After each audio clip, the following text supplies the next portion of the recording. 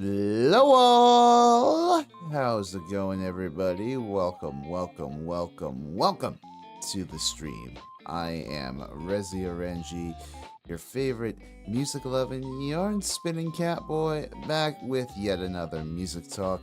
It is Sunday, September 7th.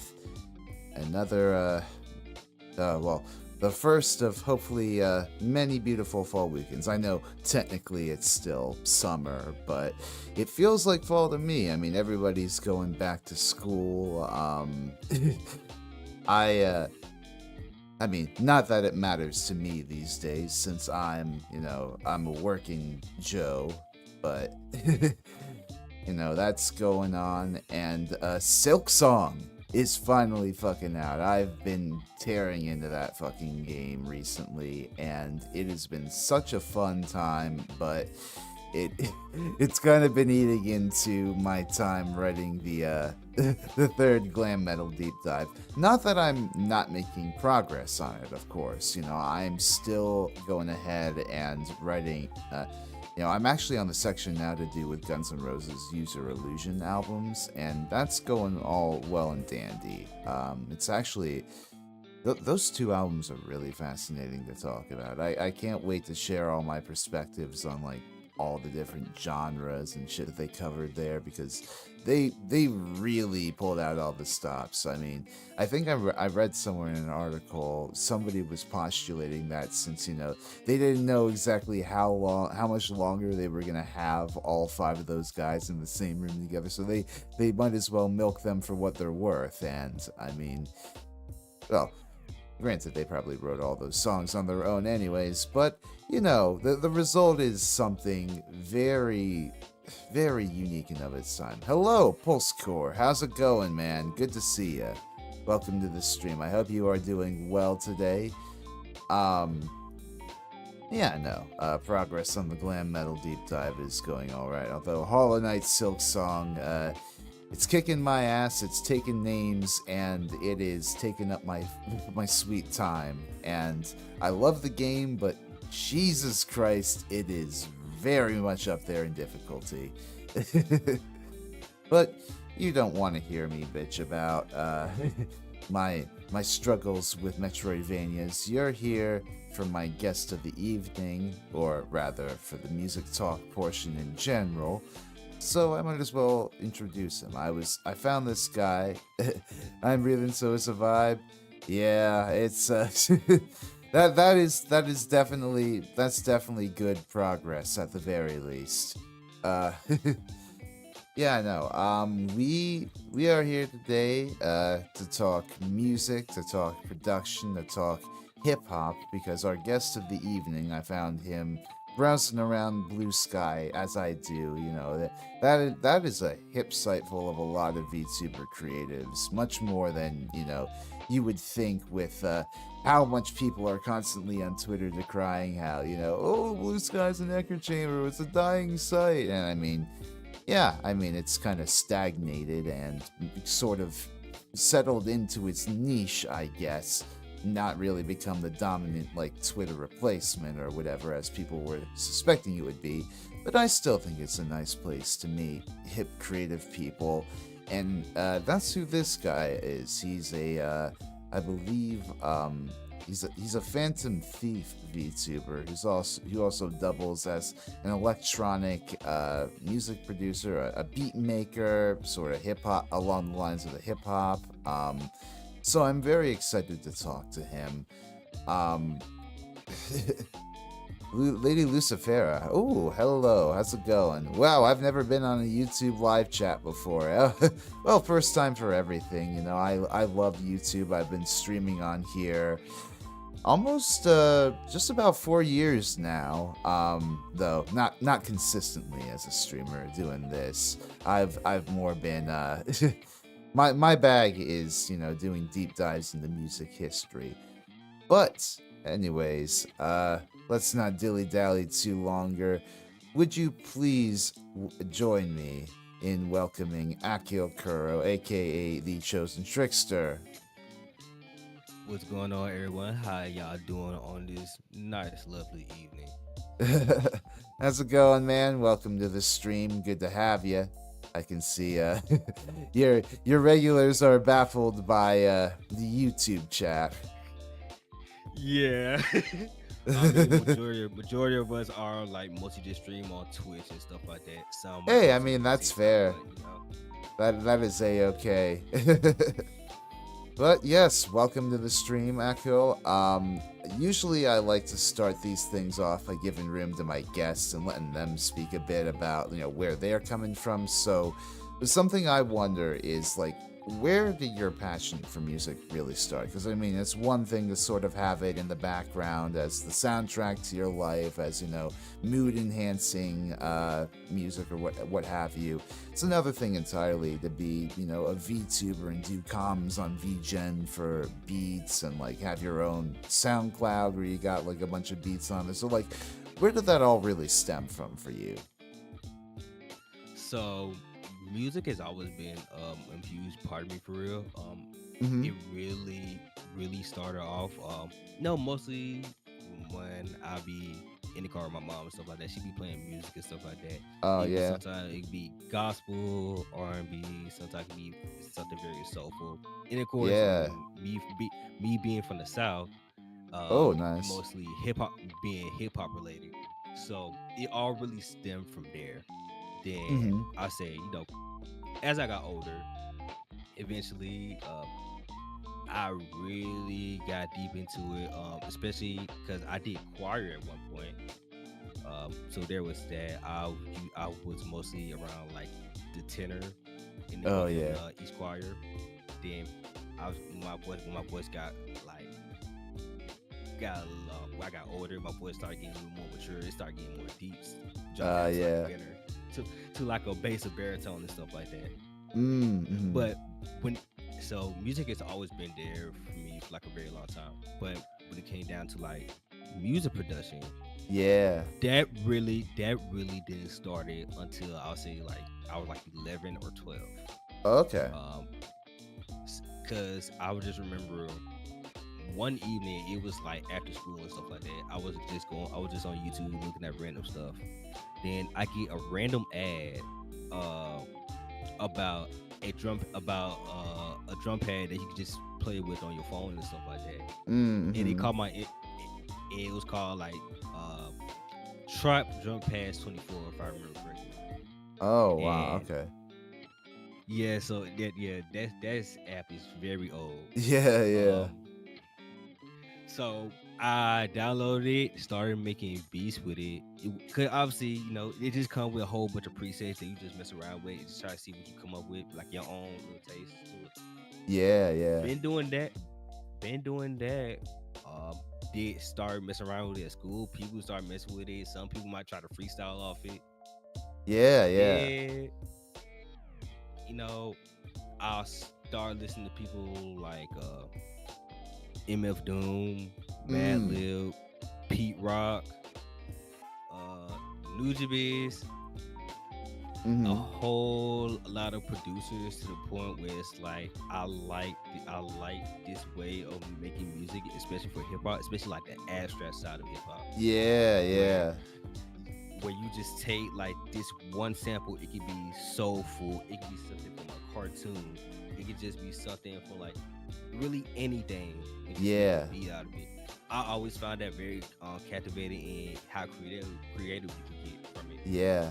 No, absolutely. I feel Yeah. the same way. Like that's my favorite part of hip hop, like the more abstract off the wall like plunder phonics element of it where you just go crate diving and find the most obscure ass beat out there and make an entire tune of it.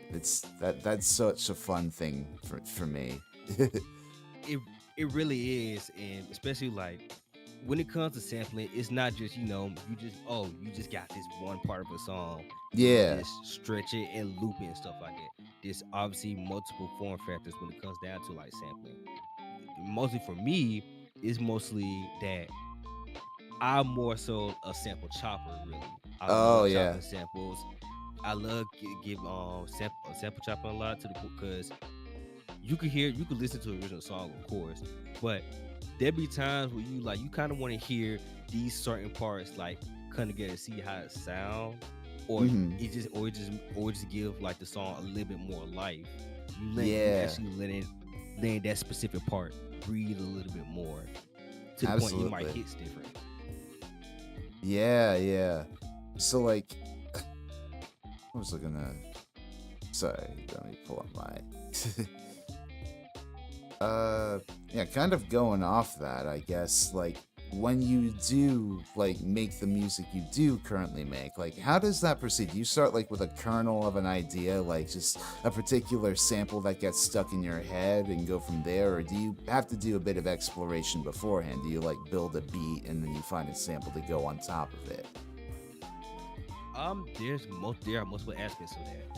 So Mm-hmm. yeah, it could be like for example, I could be at work and because majority for most of the people that don't know, I mostly do just be while we working and stuff like that. I usually do be listening like more so like jazz and soulful type music Oh, more nice. than like say like obviously when I driving maybe hip hop or like this that and third already. Yeah, No, yeah. mostly I mostly listen to jazz. It's calming. It's like it sets my mood right and everything. Hey, I dig it. There be there be times where I was like, it could just come on at random. Then all of a sudden, I might replay a certain part like multiple times if it just really catches my interest. It's like Mm-hmm. I'm gonna jot that down. Like when I get home, I'm gonna just like see what I can do with this particular part. Yeah. Or it could just, or someone someone that I know they could potentially like just throw something at me that they know that they might think I might like. It can Yeah. also go that way, or really it's like I could just open up the studio and stuff like that. Mm-hmm. Not and I just like freestyle off of like random like other samples I got from like be honest from Reddit, cause Right. cause for those that don't know, Reddit is pretty much the like the grail for like music producers and stuff like that. Cause you can Oh, pretty I'm much find sure. everything on there, Yeah, yeah. They and got like all it, sorts of tutorials. not just tutorials, but also there's like they'll actually just drop you links to like uh, a bunch of it could be drum packages, it could be like random loops, it could come with some pre-chop loops. People make like a lot of packages just for people to use and see what they Oh, can yeah. create with it. That's awesome. Starting music be hard sometimes. Just mess around until something sounds good. Yeah, I mean, I granted I come at it from a different direction too, but like usually I guess it sort of starts with me like sometimes I don't know. I'm not really that educated in music theory, so I don't really have, the knowledge to put together like a melody or chord pattern that, off the top of my head, I probably have to work at it a little. But rhythm is something I understand very well. I'm a drummer, so like usually the way I write is much more, I guess, rhythmic focused first. Uh, me sending trick random videos. Oh, by the way, I wanted to answer Larry's comment in the chat before it goes past too much. I know you've grown in the last 3 years, but will I do any more Kiss videos? I mean, I did promise, once I reach 10K subs, I'm good to do the rest of, Kiss in the 90s and the 2000s. Honestly, I probably have to talk a bit more, about the second Kiss period now that, a whole bunch more has happened in between. But I don't know. I still very much like to talk about Kiss, but that's all, dependent on my growth at this point. Honestly, I think I needed to take a break from them after the first few years of my coverage of them. So I will definitely get back to doing Kiss at some point. I just hope you're patient and willing to support me with my content until then. Um, Anyways, what we were talking about. Oh yeah, let me ask you something. Yeah, what's You up? said you was a drummer. You said you Yeah, was a drummer, right? Yeah, So you pretty much like you was you doing like in drumline, or you mostly on drum sets? I use a drum set. I've been learning off drum set. I guess technically since I played like the Guitar Hero Rock Band games all those years ago, but like I started sort of self-taught, but then took lessons in rock, and then when I went to college in jazz, and that was my into jazz. Like I kind of liked it beforehand, but I really grew to appreciate it in college, doing like jazz lessons, jazz improv ensembles, big band ensembles, and I did like I think a semester of jazz theory. But yeah, that was my education, I guess, as a musician. And what's your favorite like subgenre of jazz? Uh Cause for me specifically, it's bebop. oh yeah. Now I can appreciate bebop. I don't know. I'm maybe this is a normie opinion, but I really do dig jazz fusion a bunch. I know it's like, the Yes. Okay. Okay. That's not a normie. That's not a oh normie yeah. answer. No, That's but not a yeah, normie answer.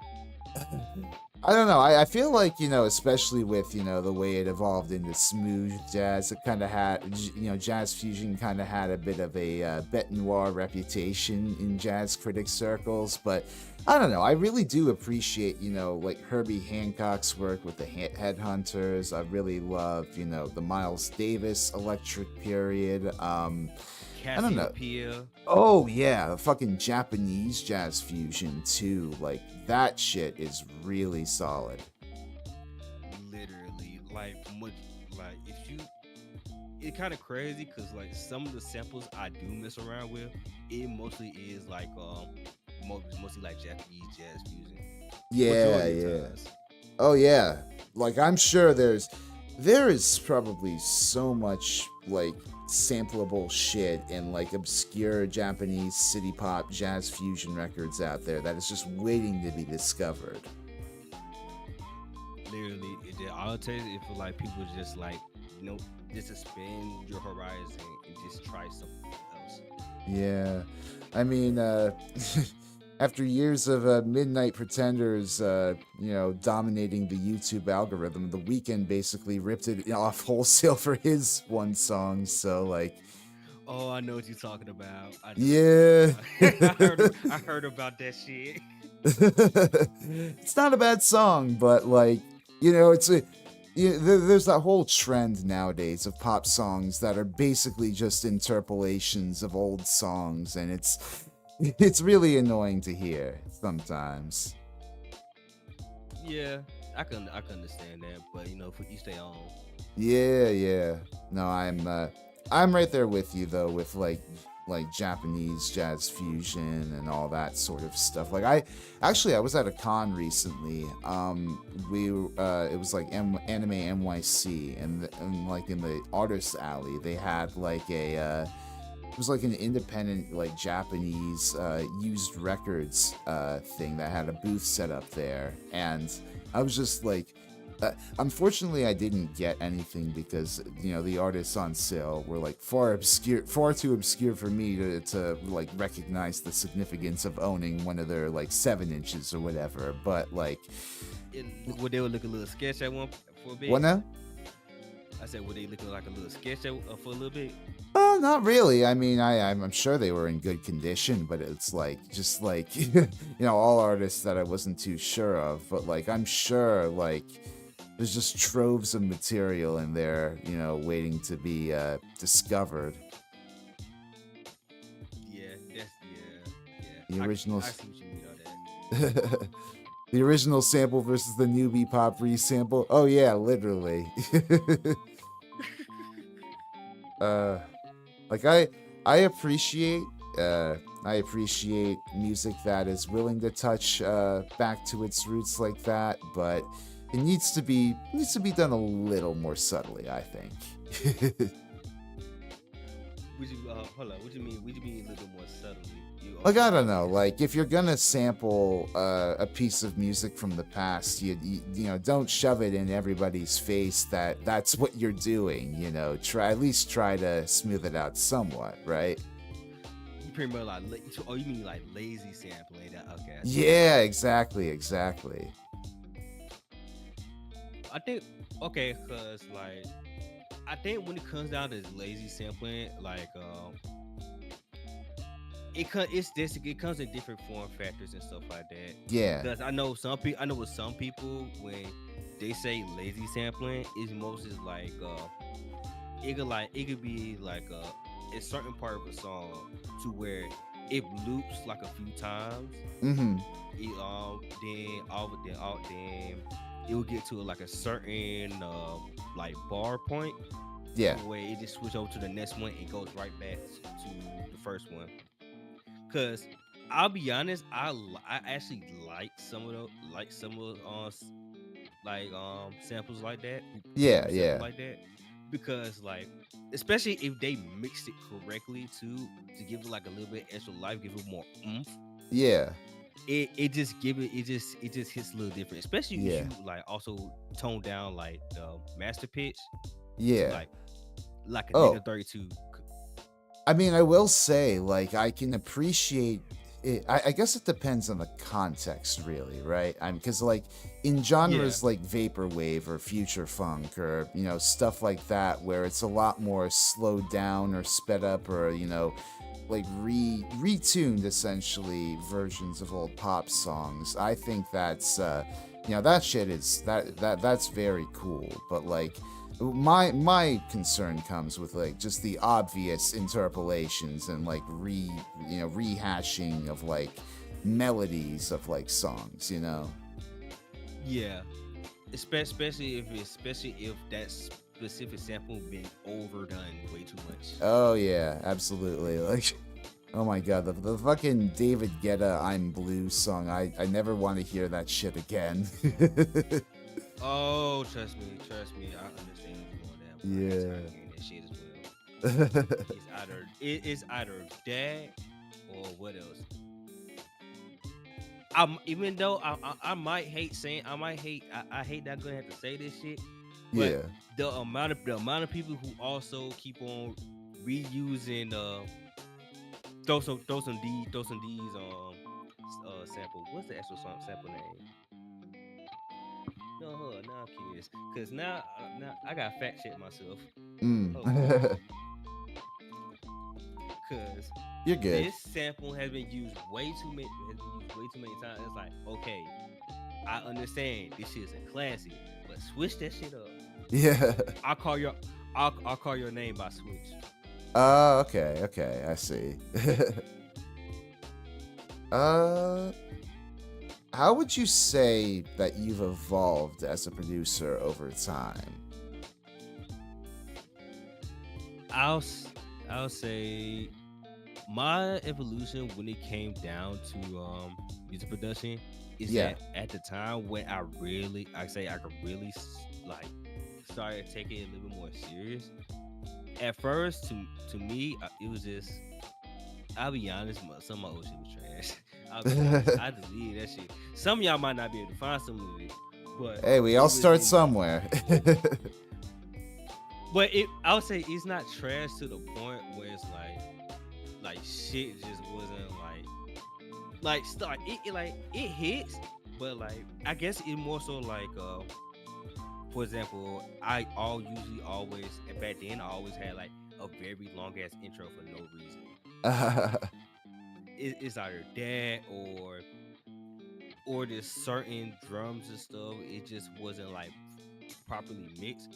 Even Yeah. though you get the context of some of the stuff I made back then, but Hmm. it's some sort it feel like I'm overdid it Yeah. because mostly because I was busy at the time trying to like focus on what everyone else is doing and not actually like Right. discovering like my own style.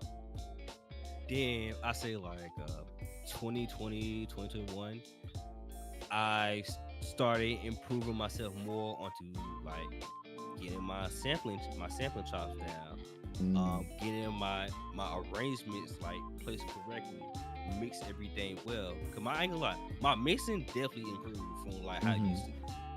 Cause there were times where like the 808s, the bass usually be overpowering everything. Mm-hmm. Hi hats be like very clicky as hell. It kind of like sound like it's piercing and shit like that. Mm-hmm. And I was finally able to get all that adjusted. Oh, Everything nice. it just sounds very one, very cohesion, everything. Mm-hmm.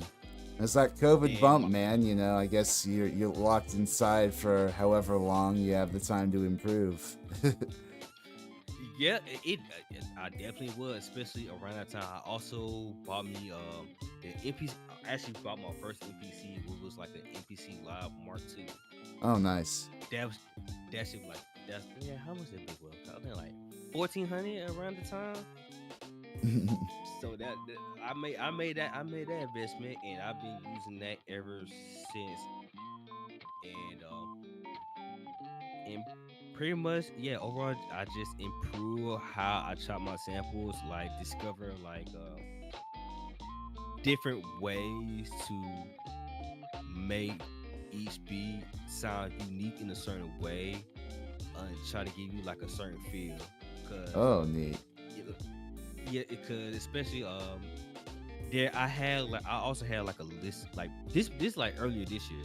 Mm-hmm. I was planning on making a project based around like MF Doom or Special Herbs on volumes and stuff like that, where it's just Neat.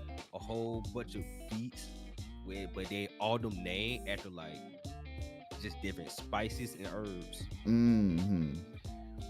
And with me and how I was gonna do it, I was gonna like name some of my beats off of different weed strains because I'm a smoker. Hell yeah. Uh, so and and I named them based.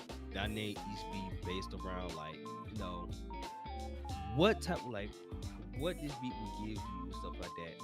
Like Yeah. I named one, like I give one beat like Purple Punch. That's the actual weed strain name because Yeah. it's not because the way I kind of like slow like everything down, in the way how every like how the drums are hitting everything like that. It's not. It feels like a punch, but it's slowed down to where it's like you can think about like the early 2000s South when everything with pretty much was like chopped, slowed, and screwed. Oh, wow.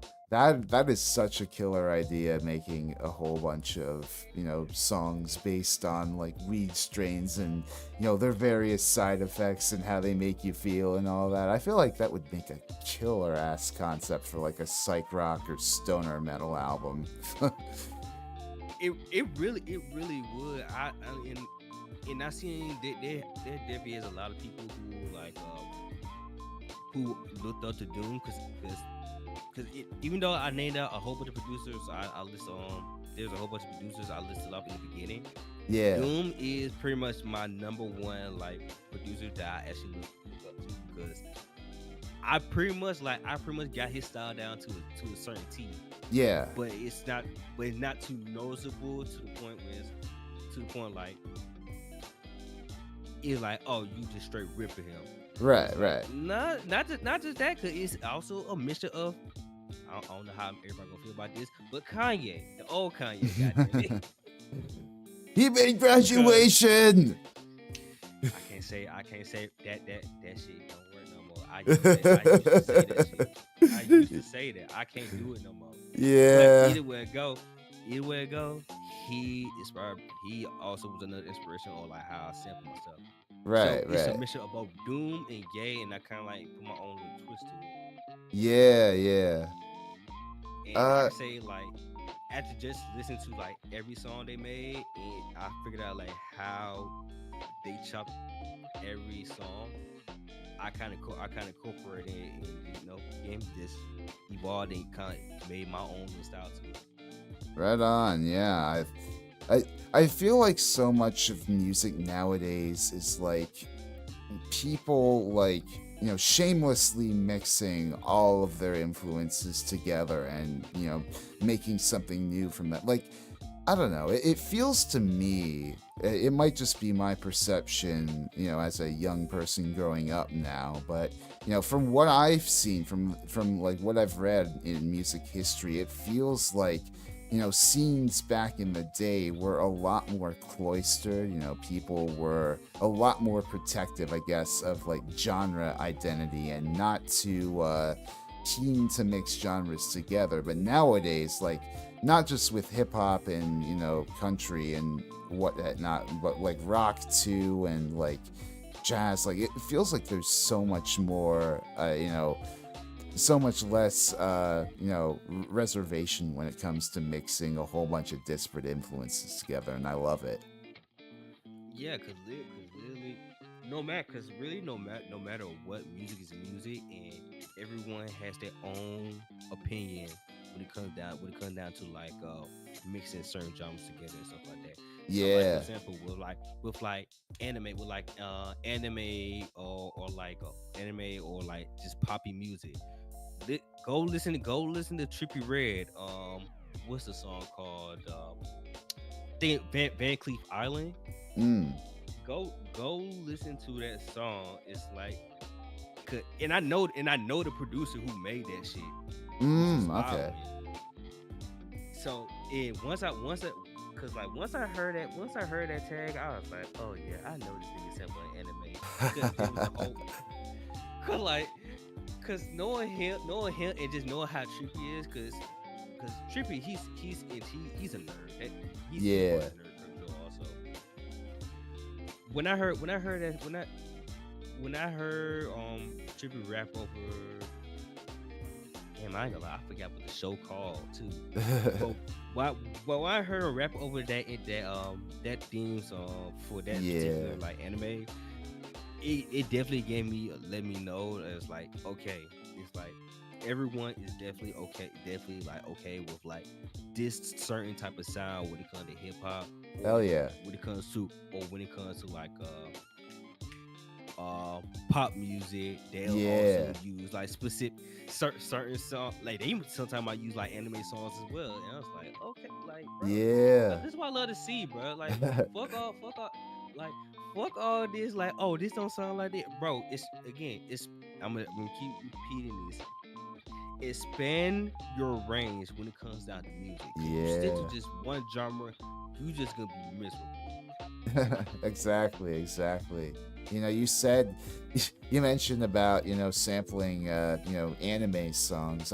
It's an example I always tend to think of is like with Thundercat. He loves video games and stuff, right? So like a bunch of his songs like will sample Sega Genesis sound effects, and like I think, what was it, show me the way. It's got Show me the like way. it's got like the old Sonic like level clear sound effects and jingles, and I love it. It's kind of crazy that you bring up Sega Genesis. Did you know I usually make Sega Genesis beats? Oh, that's awesome. I'm about to say, 'cause I know you probably saw like my recent stuff more, but I usually do be making like Sega Genesis type beats. Hell yeah. Now that sound font back in the day went fucking hard.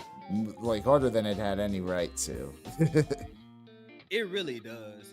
And also just not just Sega Genesis, but also like Nintendo related stuff as well. Oh yeah. I But not sorry, not go not ahead. just not just Sam, but I'm actually using sound fonts to make these bitches. Oh yeah.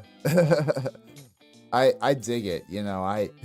I used to do like mashups back in the day, just taking two like versions of like video game songs or whatever and smashing them together. It was more of a hobby than anything. I didn't, make any like major online presence of it, but that shit always fascinated me. Yeah, yeah, because especially there's another creator. Do you know who Black Mass is? I don't think so. Um, when I'll say after this, I recommend you go look up who Black Mass is, cause like mostly go on his Twitter page, because Mhm. his Twitter must be having everything, cause there was he did a lot of matches already, but I ain't gonna lie, the one I actually want him to actually drop already now is one with West Side Gun and the theme for GTA 3. Oh, okay. That sh- that shit just meshed so perfectly. I was like, my bro, just release it. You blue balling me right now at this point. Man. Uh, so I guess this is a nice way to seg into like what I was wondering about, your tastes. You sent me a list of like some of your favorite artists before stream, some of your favorite bands, artists, and as can be inferred from our conversation to that point, obviously a lot of it was hip hop in a variety of different subgenres. I guess what's the history there? Like, how did you sort of develop your taste? Is it just sort of stuff that you grew up with, or like did you discover it organically? Like, So when it came down to like my taste of things, so like I'm gonna go back to my list to what sure, I had sent you. So like mostly people like MF Doom or Tyler, Dilla, Nujabes, Madlib, yeah. and you can probably throw Gibbs in there. Most of those people I kind of found them mostly because of Adult Swim. Mm-hmm. Oh Cause yeah, yeah, cause you know the little the the bumps bumpers. like what yeah, the bumps that be coming on like at we go to like commercial break and stuff like that. Yeah. Like some of them I found them based off of that. Mm. Then there's people like Joey Badass, and I might find them from like a random or like a GTA stunts video back then or something like that. To be Yeah. honest, that's actually how I found Joey. Cause I think I was Oh. listening to I found him when GTA 5 was like when it just came out and it was popping, and those BMX stunt videos and stuff like that. Oh. Wow. Yeah, I think it was Righteous Minds, and I heard that, and I just immediately started bumping my head to it. I was like, okay, let me actually go find this man's stuff. Listen to 1999. I was like, okay, you kind of like at my one of my like my top tens right now. Yeah. I think you're the first guest I've had on who was exposed to an artist through like a sporting compilation video, but I guess it makes sense, it's hype moments and aura, those things. Yeah, it's most it's you especially in the early, is you like an early 2000s baby, like Yeah, you yeah. mo- you more than likely been on YouTube, you more than likely seen montages and stuff like that. So Right. it so in some of the montages they will like put you on to like different artists, different types of genres and stuff like that. Mm-hmm. Absolutely, absolutely. I also noticed you had like Hiatus Coyote on your list of Mm-hmm. artists there. Like, it. Are you also a Snarky Puppy fan by chance? Snarky Poppy. Well, hold on. Yeah, I never yeah. heard that term. I never heard that term before. What is that? Snarky Puppy's a band. They're like sort of, I guess, a jazz fusion-ish collective on the same level Oh, as Hiatus Coyote. They're really awesome. I mean, I haven't listened to their discography too much, but like from the tunes I've heard of them, and they've got some killer videos on YouTube too. I think like literally filmed of them recording the songs live in the studio, and they just have like incredible musicianship. I definitely recommend. I would say I might have to look into them if that's the case. But Yeah, yeah. when it comes to highest coyote, I found it was very random, to be completely honest. Because Hmm. I think what happened is that I was listening to a Tribe Called Quest. Oh yeah. Then all of a sudden, and like YouTube just started going through like a whole bunch of random songs that it suggests that I might mess with. Then Hmm. I heard, what song was it? It was a particular song that actually, wait, I remember, Atari. That's what it was. And like Atari, then I started like actually paying attention to the song when it started playing. Hmm. Then I immediately like noticed the part that it was I think was it Pete Rock or was it like Ninth Wonder? Oh yeah. I think it was Night One. I think it was Night Wonder. He used that. He used that song for Kendrick Lamar song Duckworth for on Damn. Oh, okay. I I heard that I heard that specific part. I was like, what the fuck? I was like, this was the song. This shit slaps.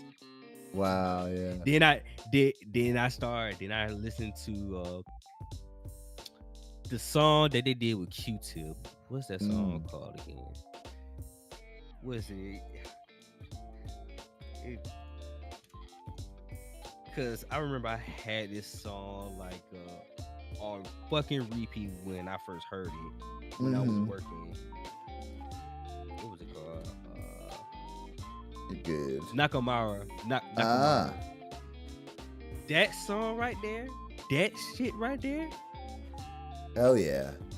I got to give that a listen at some point. Trust me, I promise you, when you listen to it, you will not stop listening. Yeah, no, I like bands like Hiatus Coyote, fucking Snarky Puppy, and Wolfpack. I sort of group them in my mind to like kick-ass jazz fusion bands that I got into from like my music geek friends in college, and like I still sort of go back from them from time to time when I need to feel imposter syndrome in my own career. Yeah, I feel you on that one. Now, let's go on to the abstract side of things, which is Mike, Earl. Let's see, did I put? Damn, I'm surprised I didn't. Well, actually, Denzel kind of have like an abstract rapping style as well.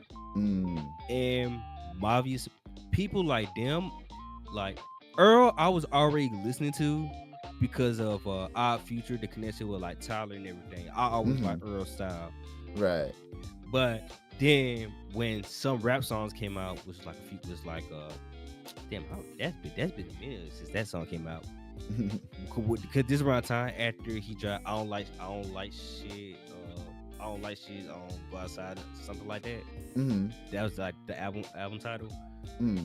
After that little hiatus from that album to like some rap songs, it was something new. Yeah, and I was used to it. The whole fan base was not used to that at all. I see.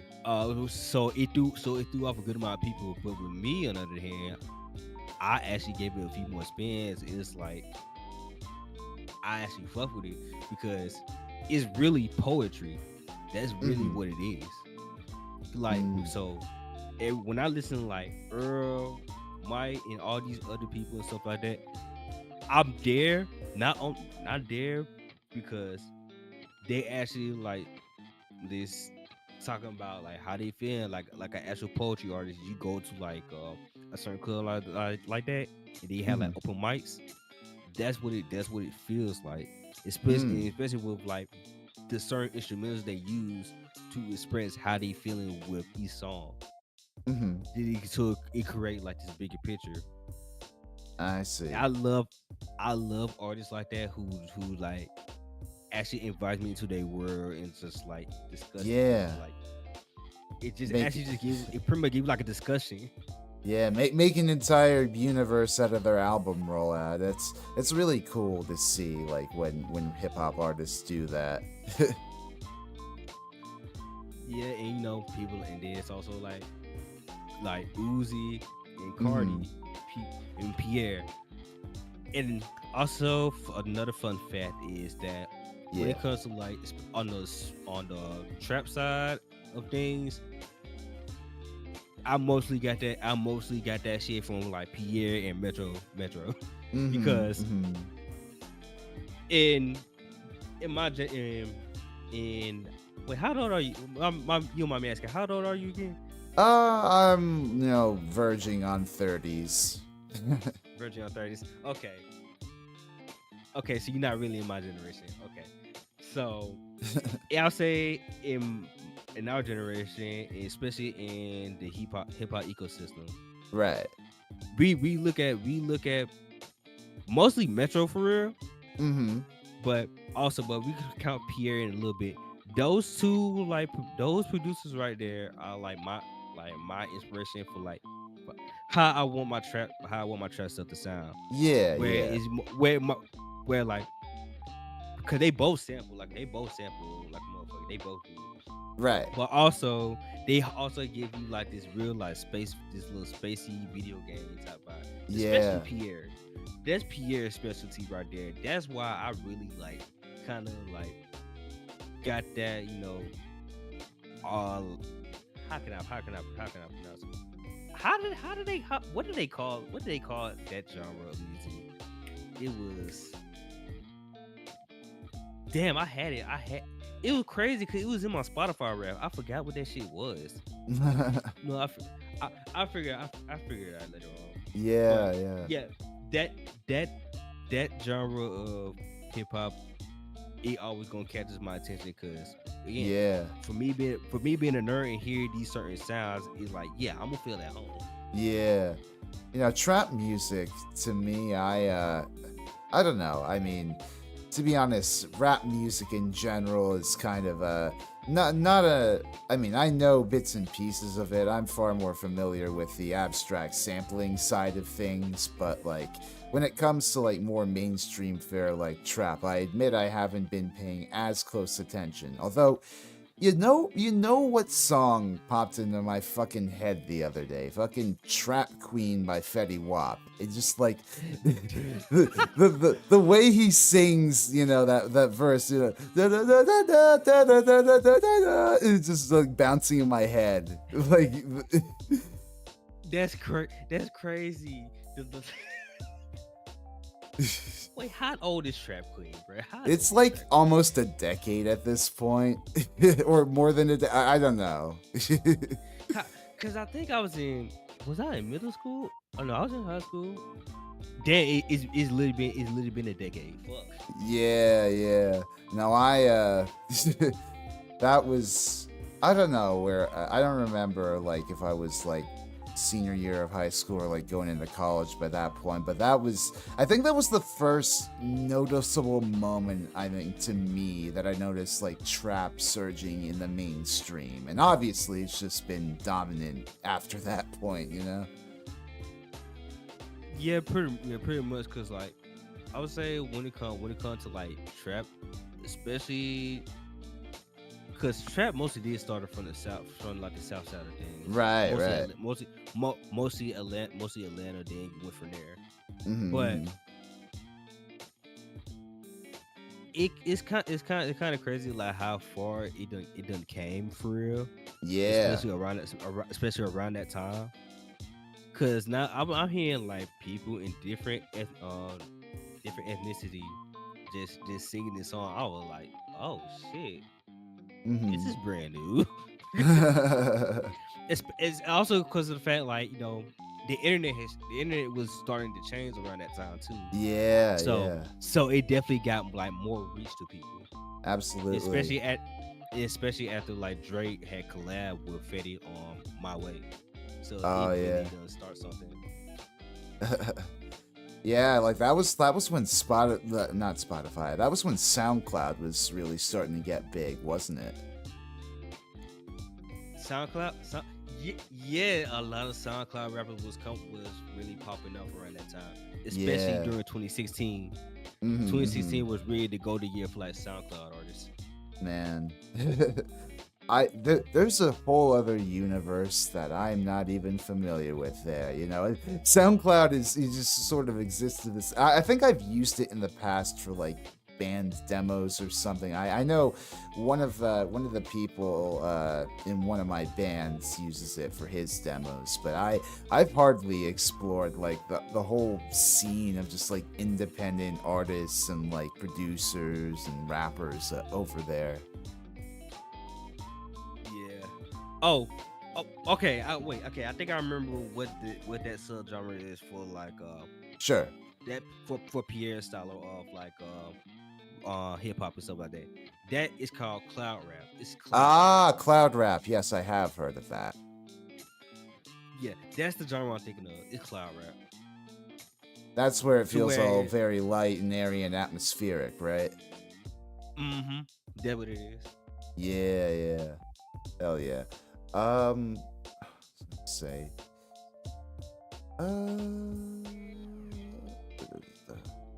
so how do you discover new artists currently? Do you just sort of use Spotify, or do you like try to discover them organically from like radio, or like listening in your day to day? Like how do you like consciously or not like discover new artists?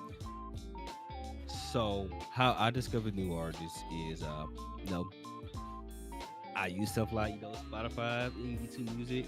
There's Right. sometimes like I just be listening to it. They pretty much the same way with pretty much like any other like artists who pretty much became my favorites. Mm-hmm, Is mm-hmm. I could just be listening to this certain artist song or album, then all of a sudden after that song or album is finished, it auto they the algorithm immediately kind of like recognizes like, oh, this is your type of music and stuff like that. So let me go ahead and put in, let you listen to these artists right here and see what you think about Okay. them. So it's been working that way, Ah. and surprisingly enough, TikTok actually put me on to a few people as well. Mm-hmm. Um, but social media in general, um, Oh because yeah. um, because I remember because I'll say like around like it was June or June this year. Mm-hmm. Was it June? Yeah, it was June this year when it was pretty much Joey Badass versus Oh Rayvon. yeah. They I like saw all yeah of that. yeah when all that shit happened and start seeing all these other rappers, they jumped in to the back to like in the ring, throwing out their songs and stuff like that. I grabbed a good few other I gra- I grabbed a few new favorites after that whole thing that happened. Yeah, I Cause will say, as a cat boy from New York City, seeing Joey step up and really do some heavy lifting and punching there. That made me proud. I think it was crazy. What crazy is, especially for that time, for real, is the Yeah. fact that people was really doubting him because they just knew him off of power. And I was like, oh, Yeah. y'all really don't know. Y'all really don't know. Now, don't get me wrong. Don't get me wrong.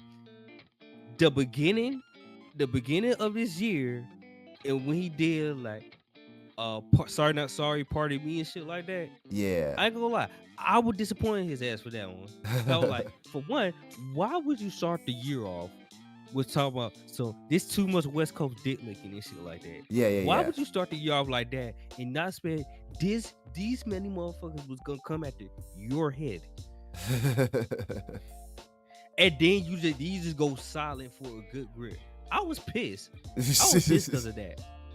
Yeah. Then the Red Bull cipher happened. I was like, bro, if you do this shit and you not gonna respond to any one of these other motherfuckers that shoot at you, we gonna have a problem. But he came through.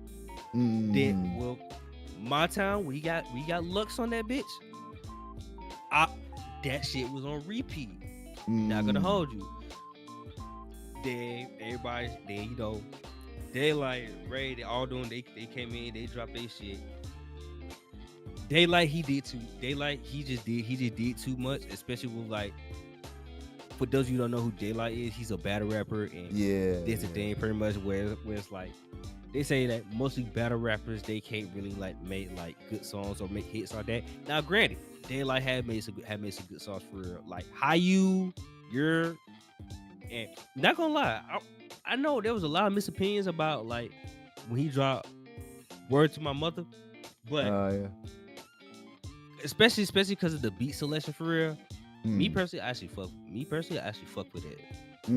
So I'm gonna just say that everything else kind of iffy.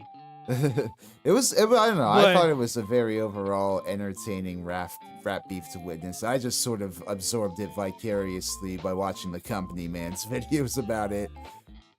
Yeah, I would say that's another good thing about it when it comes to when it comes to really rap in general, but especially for that particular like battle, is Yeah. that it also put a lot more eyes on like the people who was actually pretty much how can I say it? Pretty much broadcasting it, or like just Right. for everyone who haven't really been on social media that much, or you just haven't paid that much attention for real. It definitely Yeah. put a lot more eyes on the YouTubers, the streamers, because they actually breaking it down for people to give them like a better understanding about like what's going on, or Absolutely. why they said this bar, why are they going this direction and stuff like this. Because like Yeah. these people, they been around their circle. Like some of them, some of the people might work for Complex, some of them might work for Genius, or some people they're rappers themselves. Some of them Yeah. actually have battle rap. Beef's So good for the ecosystem like that. I wouldn't say beef. I would say a battle, but Yeah. I would, but I do. But here's one thing where I can agree agree with some people is that they when they say this shit wasn't necessary. I Mm. would say it's necessary to a certain extent. I feel like what it should have been really should have happened. And Jid has also said this also.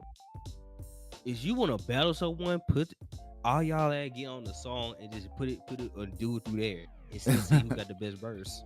Yeah, I yeah. was like, cause like when he said it that way, I was like, yeah, that makes sense. Cause you listen to the preludes for before Jid drop God does like ugly and shit like that. Mm-mm. There was a preludes and he had a feature with M, and pretty much just him and M verse for verse. Yeah. They were just going at it. That's they way of saying like, okay, who murked who on this track. Mm-mm. I see, I see. If you'll give me 1 second, I'm just gonna switch out headphones here because one of my earbuds died. so I'm just Oh gonna Lord. so I'm just gonna switch over to another pair if I can. But I won't be going anywhere, but be right back, I guess. All right. uh, Let's see.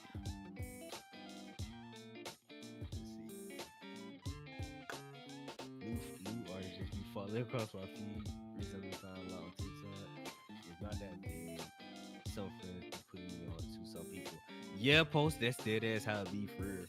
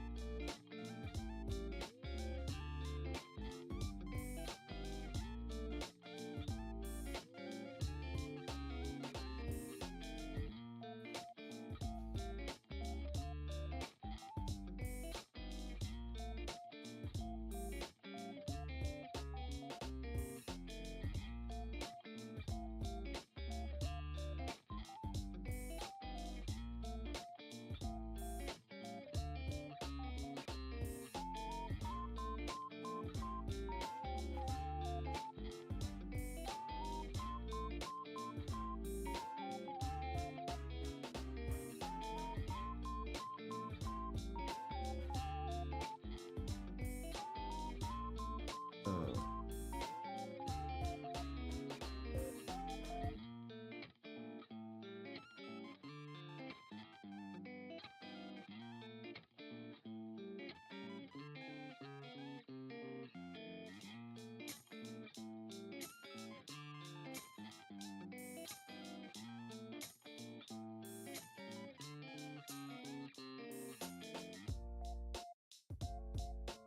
Also, for everyone that's currently in the stream, I'm gonna need y'all to like this stream. Let's go ahead and get that done.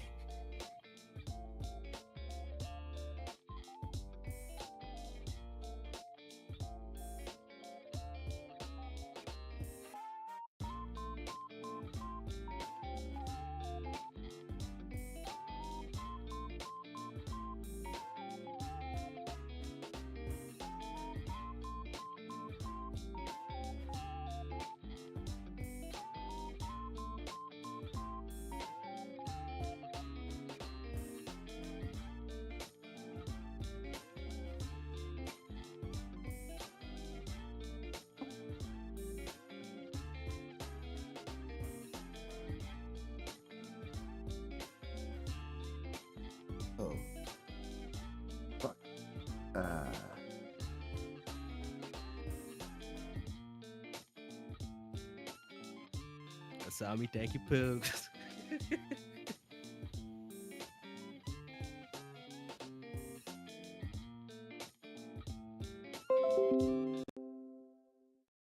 Okay.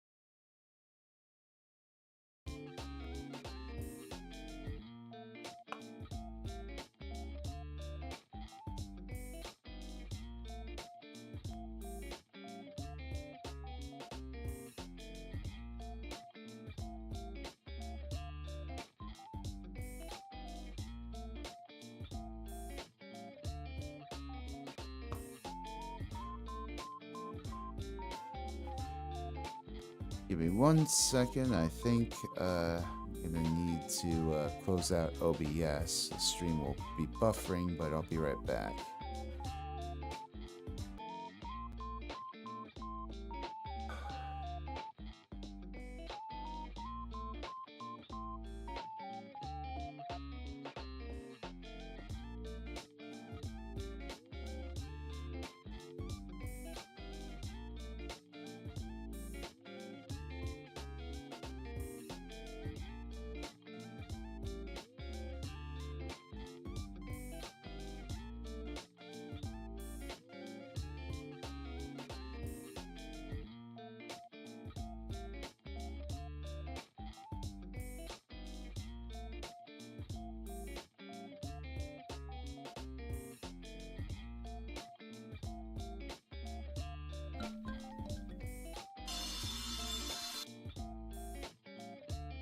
The hell's-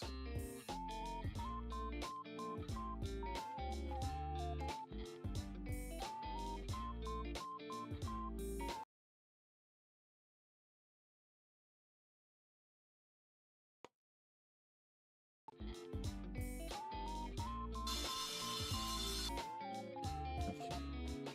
Hang on. I think I know what's.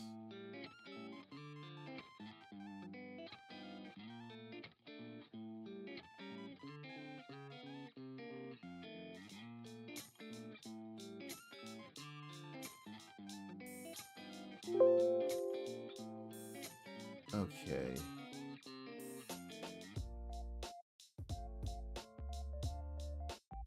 So, I think we're almost here back in business. I'm sorry that it's taken me this long.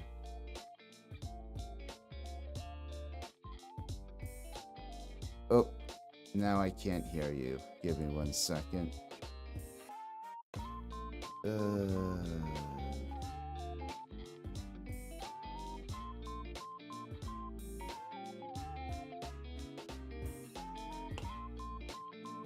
Here, can you try speaking again? Can you hear me? Alright, yeah, I can hear you there. Here's my problem, though. I've connected my AirPods, but for whatever reason, I can only hear in my left ear. Okay. So I do not know what's going on here, but I will keep on trying. Give me 1 sec.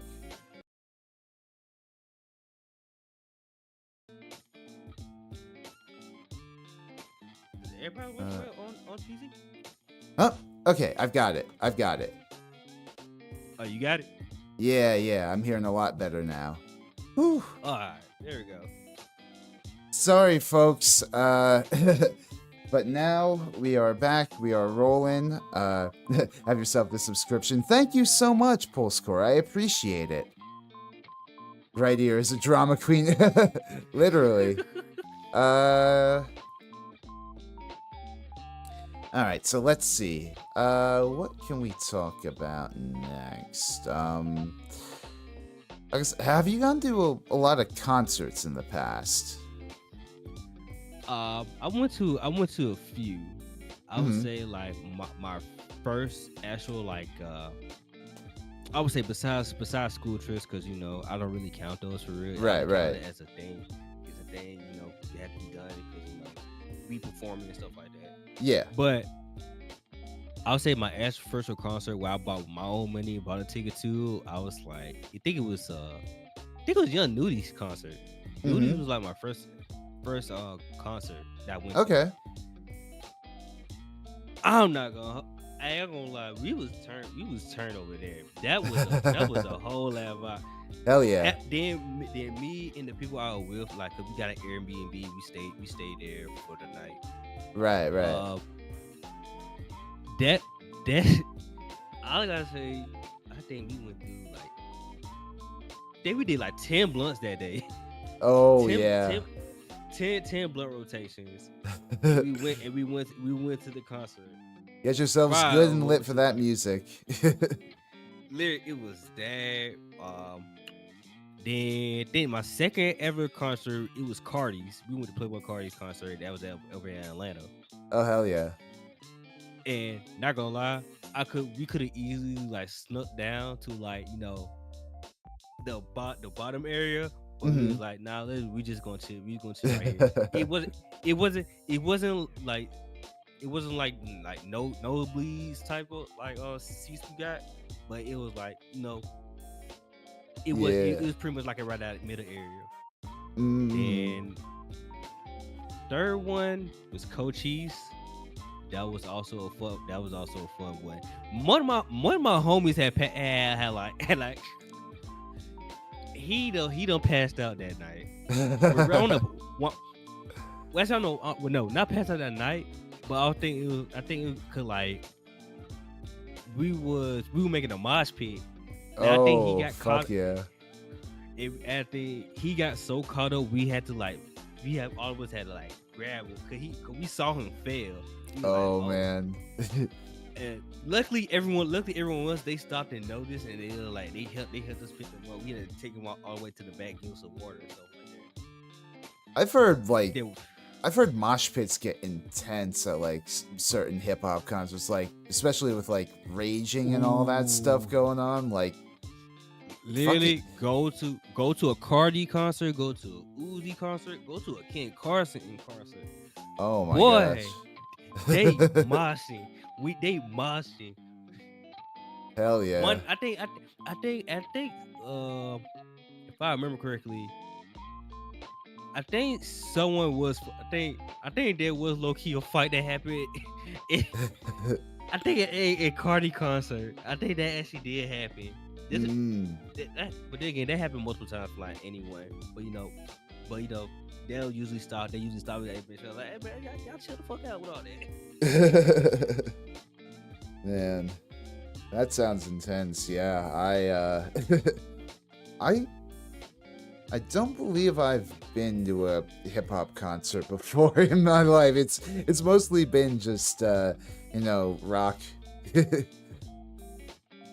No, it's kind of understandable too, especially because like most hip hop artists or rap artists, when it comes to like they live shows and stuff like that, or they concerts, Yeah.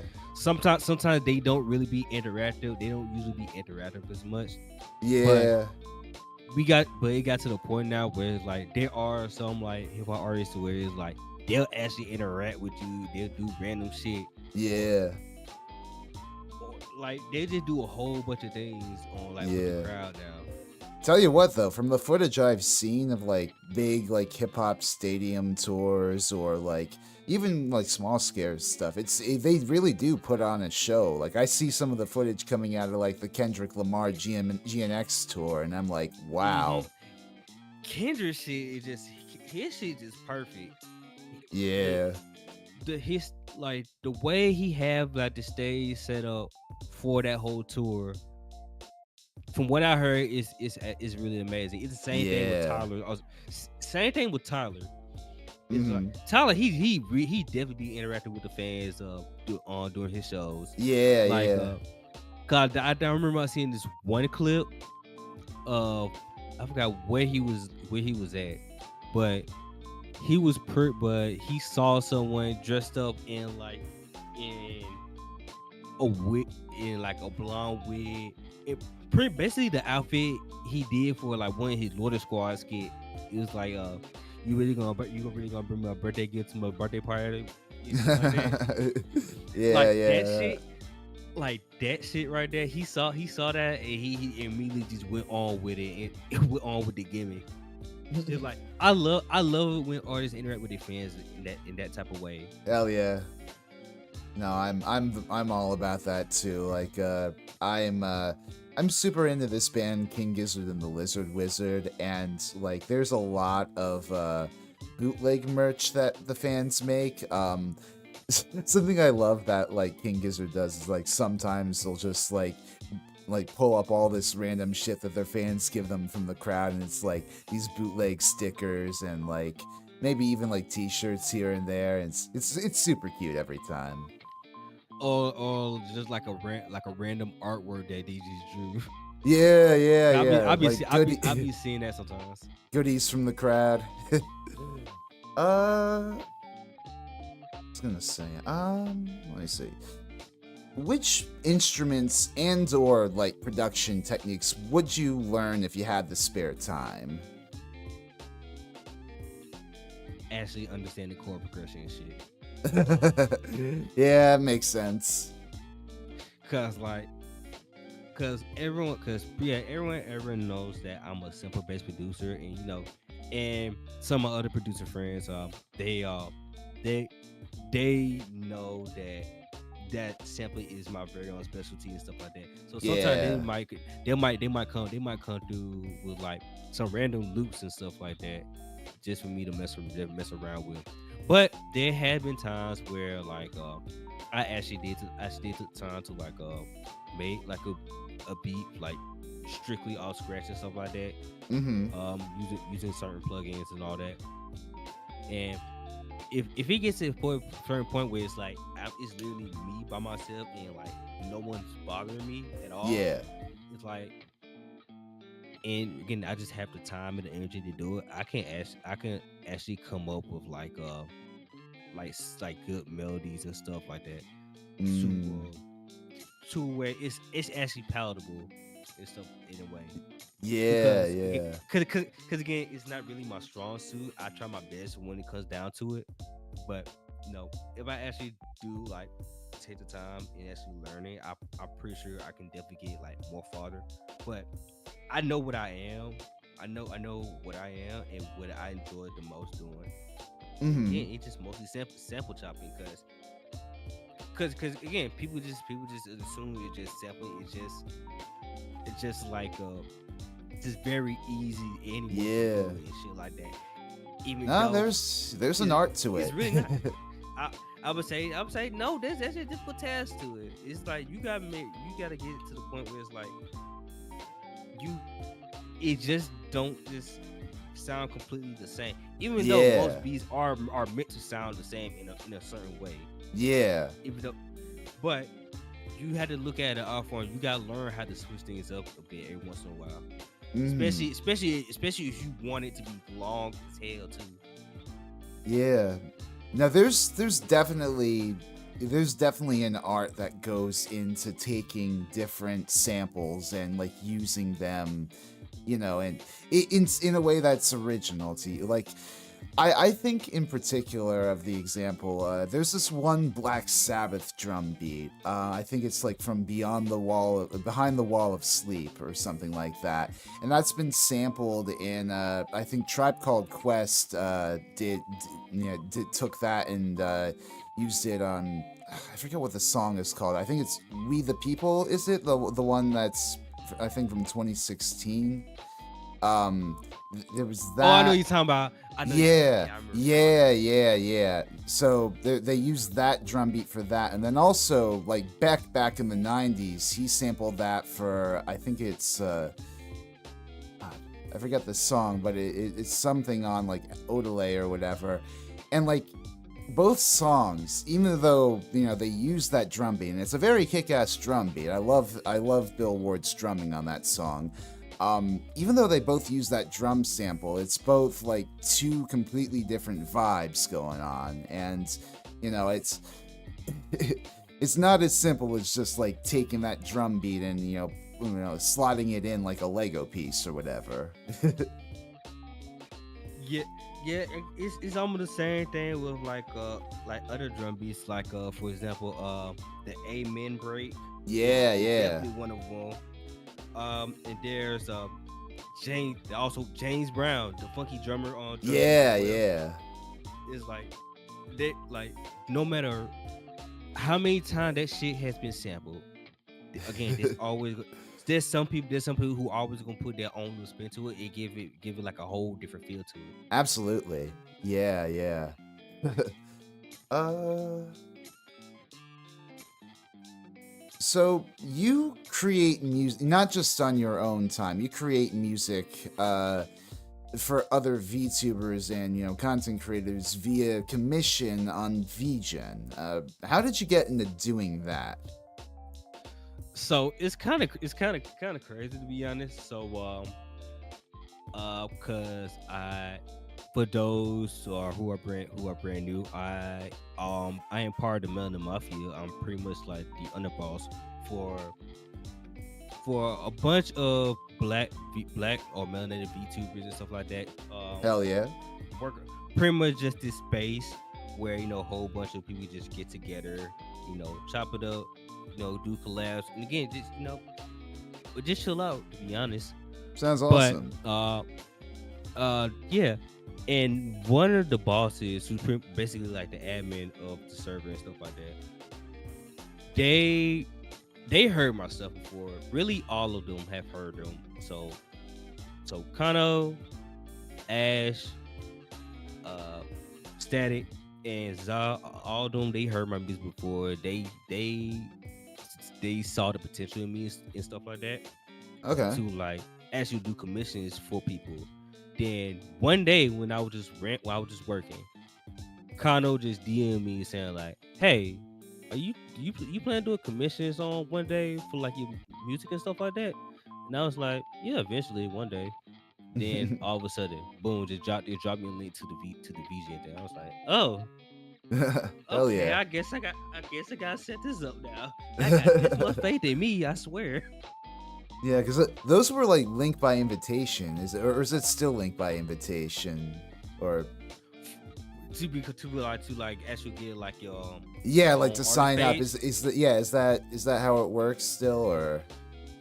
So it's pretty much just try to get one from VGen, try to get a code from VGen themselves. Whether Yeah. it be do they giveaways through Twitter, or someone who is an artist who also have like invite codes. Okay, yeah. In VGen. Yeah, it pretty much goes like that. Yeah, it And makes sense. I think they get like 2 invite codes every once in a while, if I remember correctly. Yeah. I wish I had commissionable skills adequate enough for like a VGen profile. Really, I mean, I do basic level audio mixing whenever I do covers, but that is hardly adequate enough to contract services for. I guess like if I were to do anything on VGen, I'd have to do something with video editing, but even then, I don't know. I feel like I'm like a niche within a niche there. I mean, you'd be very surprised. People, you'd be surprised though that there be people that actually do need like mixers and stuff like that. Yeah, Especially yeah. when it comes to especially when it comes to like vocal stuff. Because Mhm. I could say for myself is that I never done like vocal mixing. That's Yeah. one thing I've never done. So like, so cause every time people ask me like, "Have you done vocal mixing?" I was like, "No, I never have. I just make, Yeah. I just blend in like the instruments together to try to make sure that sound correct. Vocal, Vocals. I don't know about that." Vocals are hard business for sure. Like, and there's, I see. I've never gotten used to using fuck, what's it called? The thing with the EQ. The fucking. I've never Oh, the gotten equalizer? used. I've never gotten used to like setting all the various bands and the various frequencies on an EQ machine, and I get that, like, I don't know. There is definitely an explainable, frequency and a science to it at a certain point. But I've seen too many tutorials say it's something that you gotta develop for yourself in your own field to be like, okay, yeah, I need far more time to dedicate to this than just like watching a bunch of YouTube tutorials. Yeah, really, really, to be honest, especially when it comes to like EQ and stuff like that, is more so to be completely honest with you. It's same thing with me with sampling and stuff like that. You just Yeah. have to fuck around. You just definitely have to just fuck around with it till you hear like a sound.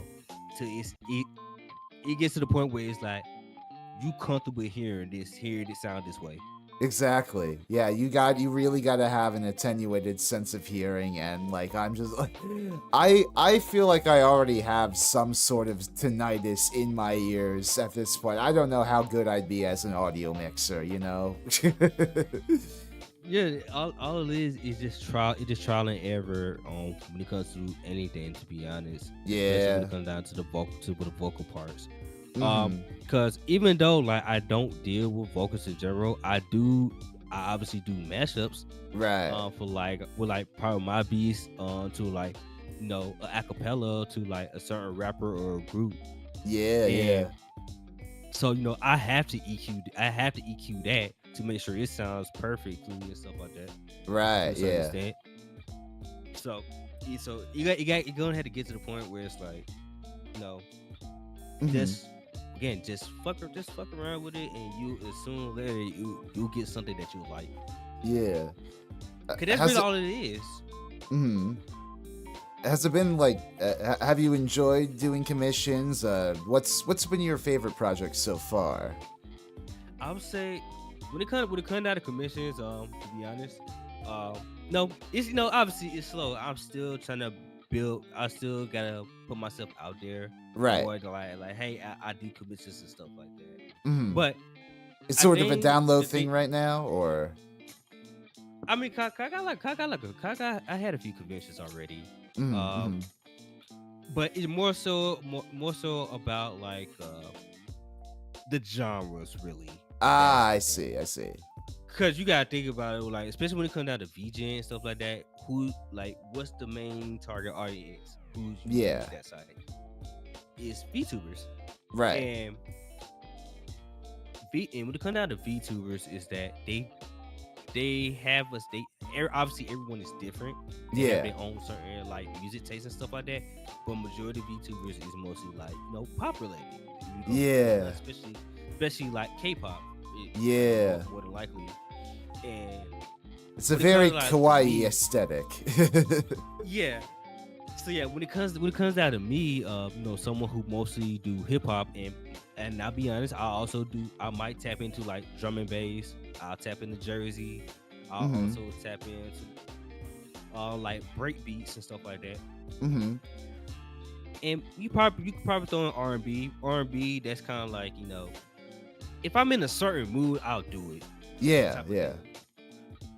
But yeah, it's more so around that area because like I haven't really gone that way, to Right. be fair. And even though multiple people had asked me like, why don't you try doing this? It's because even though obviously like yeah, you die. I don't want to get paid off of doing this. Like yeah, of course, Yeah, but yeah. I know my limits. I know my limits, Right, right. and So, I know I can't do that right now. yeah. So you feel, I guess you're more of a niche commission than like somebody that does more general like background work. Yeah, that pretty much where I'll lay off into. I'm I pretty see. much like, yeah, I'm pretty much surprisingly to say the niche genre when it comes down to music on the VTuber side.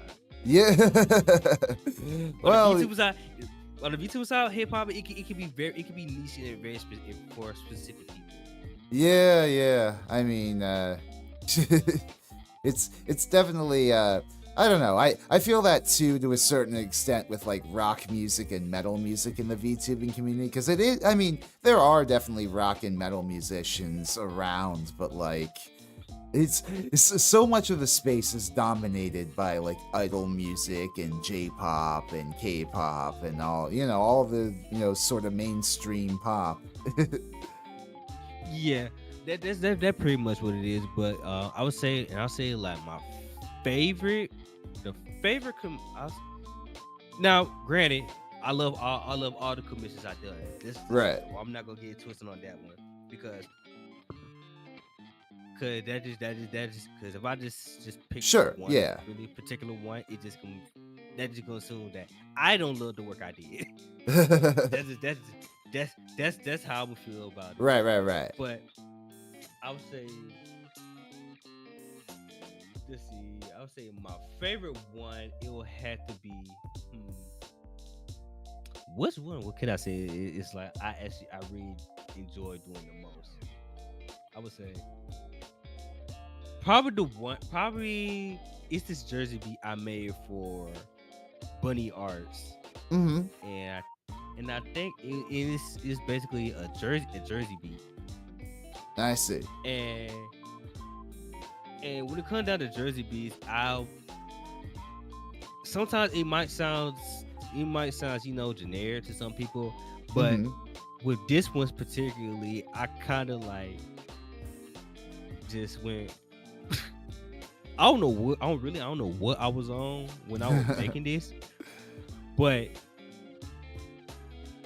I don't know how to explain it. I just kind of like I was having a little way more fun making this because of the fact it's like how when it comes to jersey beats, I improved. Listen to what I made for her.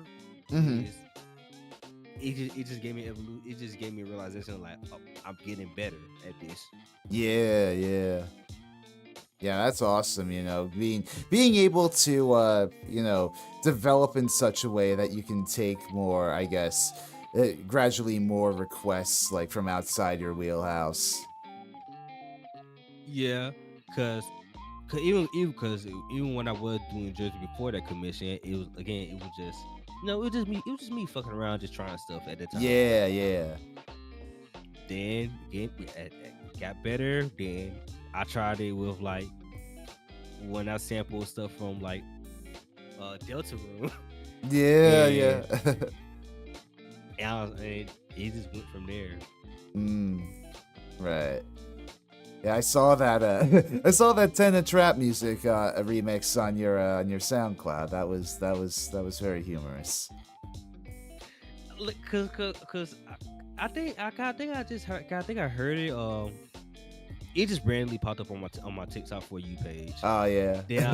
It was another remix. It was like, what you gonna do with all that ass, all that ass, all that ass, all that ass? Yeah. I heard that shit. I heard that remix version of it. I was like, yo, let me go ahead and tap into this. Then cool the fact that it's the Teenage Mutant Ninja Turtle sound font too. Yeah. I guess we can pivot from here to talking about like what you've done as a VTuber. What inspired you to become a VTuber? Be taking it back to COVID.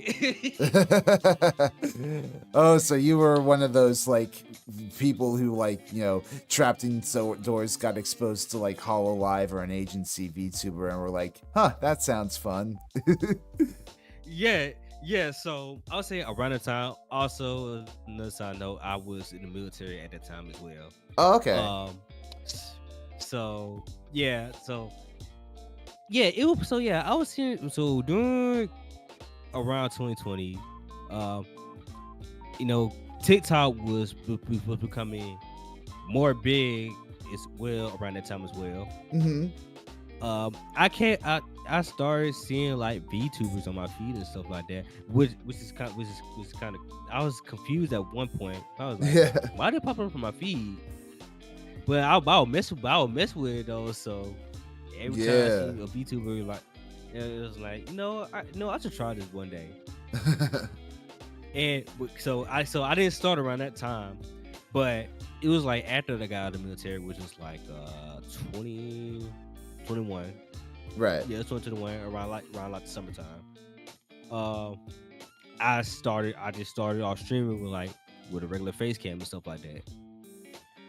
Then we gonna skip because again, I just want to give y'all just the most important stuff for real. I ain't trying Right. to Right. go through all that other stuff. You're good. Then skim past another few months by. I saw a VTuber who goes by Shizzy, also who go by Shizzy, who you probably know as the God. Hmm. Um, and I would say he was pretty much like the first black VTuber I ever seen, and Mm. on anything for real. Yeah. Yeah. So so that kind of sparked in my head. It's like maybe I should go ahead and try this. try this. Hell yeah. So I eventually found someone. Really, I was gonna try to see if I could do the model myself, and just grasp some of the persona theme related. But Mm-hmm. it wasn't working out, so I went to the person because because I was asking about the mesh files for it, and it wasn't working properly for me. Mm-hmm. So they was able to just hey, I could just make it. I could just go ahead, get your model made and stuff, and have everything set up for you just for this price. I was like, okay, cool, bet. It was like $100. Hell yeah. Pay, pay, pay them for the 3D model, and I was basically quote unquote the Black Joker. which to be honest, that's literally what I was for real. Because I did again, it was just me just starting off. I didn't really have anything. I ain't have lore. Right. I wasn't really think of how I actually want myself to be at the moment. All I know is that I kind of want a Persona 5 related, and Yeah. and just try to build on top of that. Yeah. Then comes around 2024. I've been VTubing for a good little minute now, Mm-hmm. and I started finding more black VTubers. Been around them and stuff like that.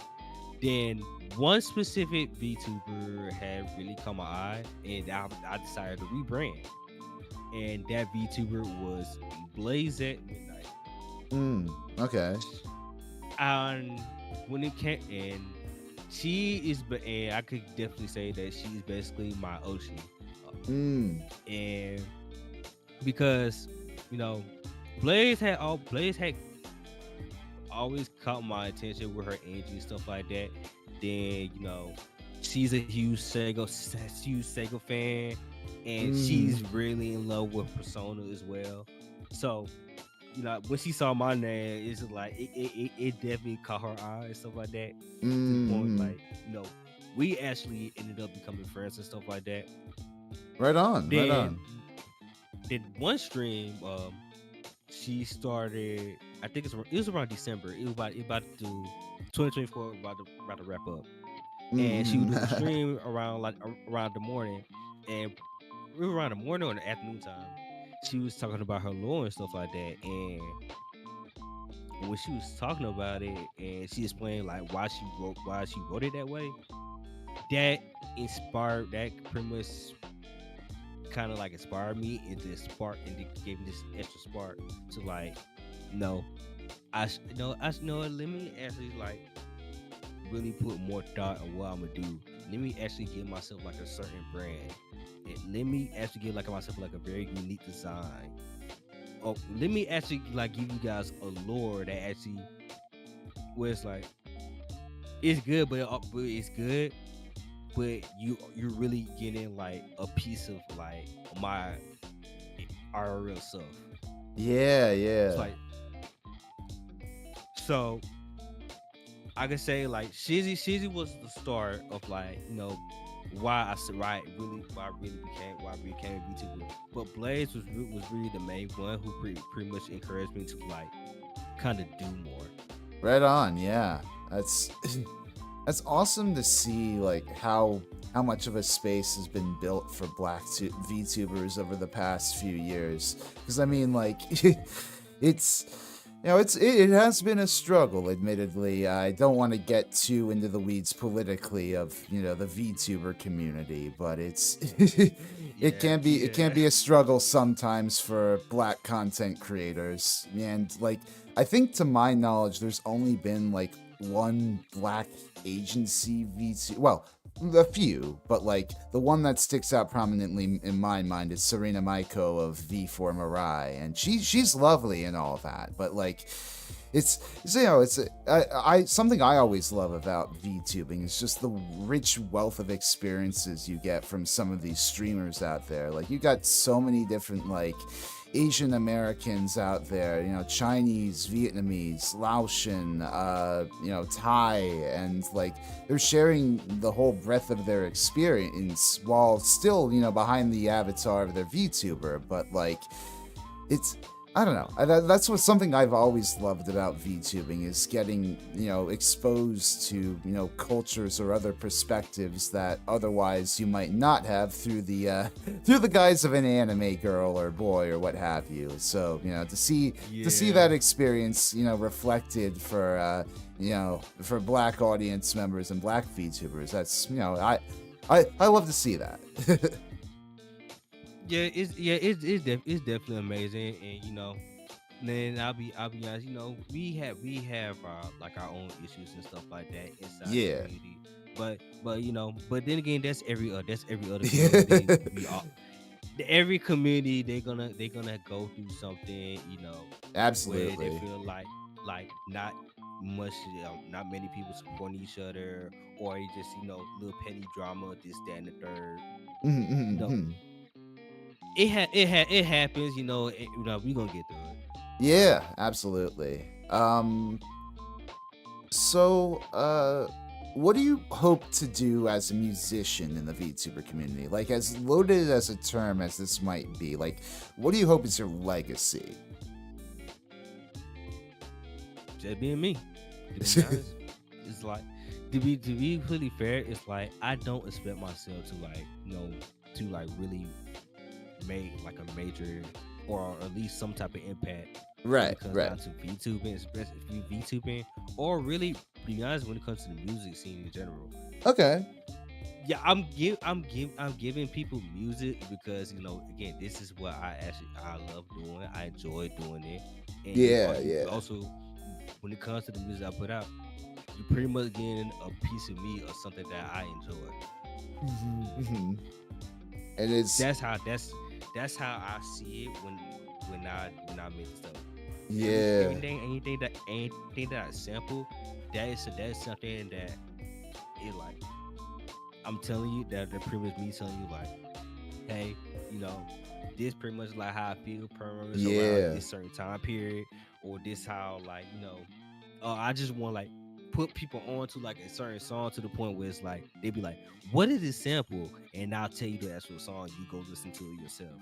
Hmm. Yeah, yeah. I always love always love being exposed to like new music through rap samples. That's when I remember like going through those old what was it? Fucking Low End Theory by Tribe Called Quest, going through that and like picking up all the jazz samples from that. That's fun. Literally, because I don't think to be honest, I don't think it was the same thing with Doom to be completely honest with you, Oh yeah. because the you watched the Boondocks, right? What now? The Boondocks. I've heard of the Boondocks and I've seen clips here and there, but I've never really sat down and watched full episodes, unfortunately. Okay, so there's a certain fight scene from that show Mm-hmm. where the characters Ed, Remy, and Riley they trying to nab Oprah, Mm. and they set up a trap for Riley's brother Huey, who's coming over there just trying to stop them. from Right. trying to nab Oprah. Then Riley came up with an idea to just call the security for Oprah to let him know like, hey, there's someone out here trying to nab Oprah, which is so he pretty much like framed Huey into trying to nab Oprah and stuff like that. Then this whole fight scene come out. Bushido Brown, that's the Uh-huh. dude, the security guard's name, Mm. came out, and this music just started playing in the background. Mm. That that particular song right there, that had a lot of people in a chokehold. It's supposed because of the fact we didn't know who it was at the time, like, or who made that song. Mm.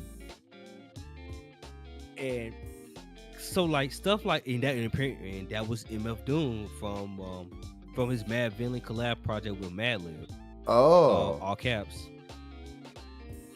That in that like stuff like that is the reason why, you know, what shows, entertainment, whatever, is the reason Yeah. why we get put onto like different types of music and stuff like that. Never underestimate the power of a good needle drop. I mean, fucking Kate Bush and got running up that hill up to fucking #1 because of Stranger Things. So, Literally, I saw that. I'm like, see, bro, this is what I mean, bro. Especially with Let Be behind a good show. yeah, yeah. What was I gonna say? Do you have any dream goals or collabs?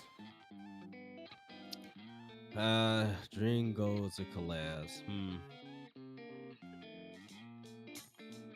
And to be honest, really my main goal was really my number one goal was to do something to possibly work with MF Doom, but sadly, Yeah. sadly he passed away around like 2020, around that time.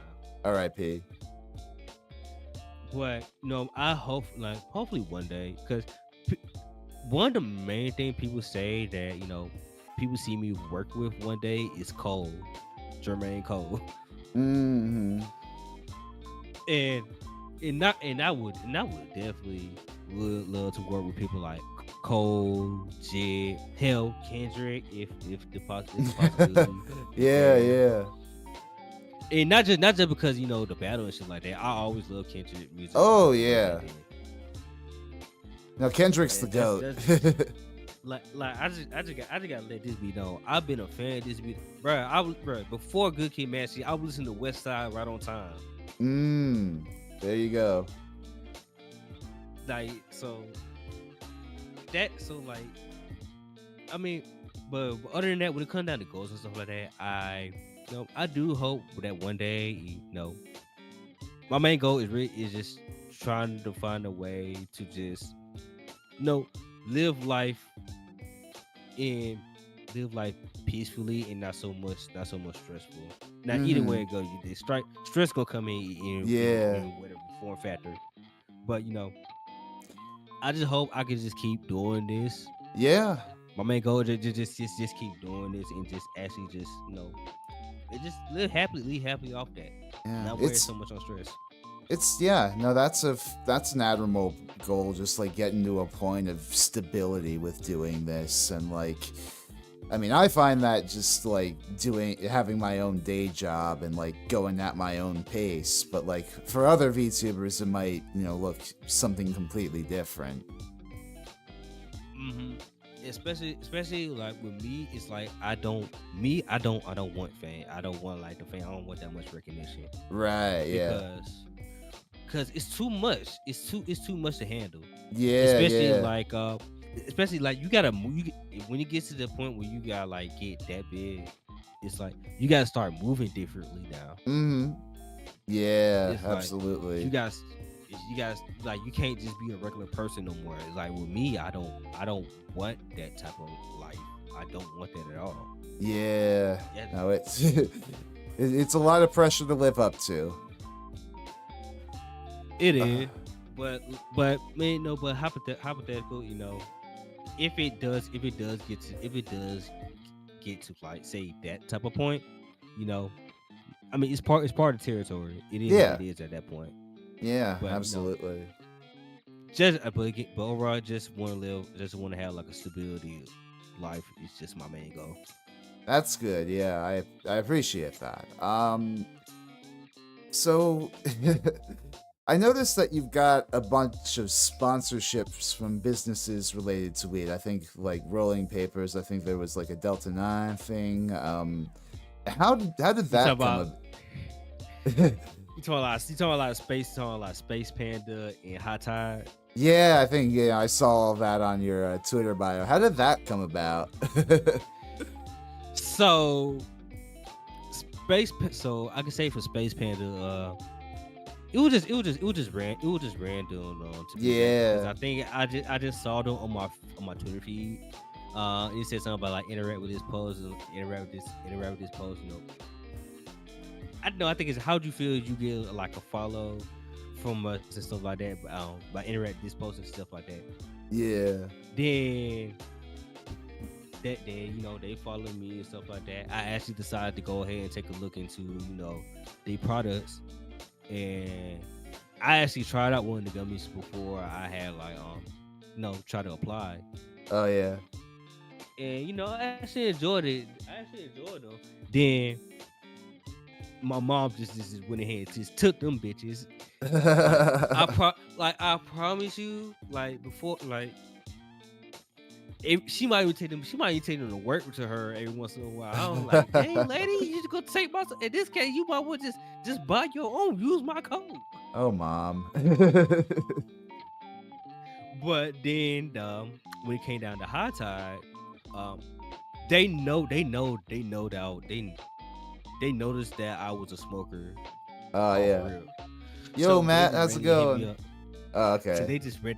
So yeah, they just randomly hit me up one day and says like, "Hey, we got these pre-made rolling papers and stuff like that. Yeah, yeah. To like be an affiliate and actually try them out." I was like, sure.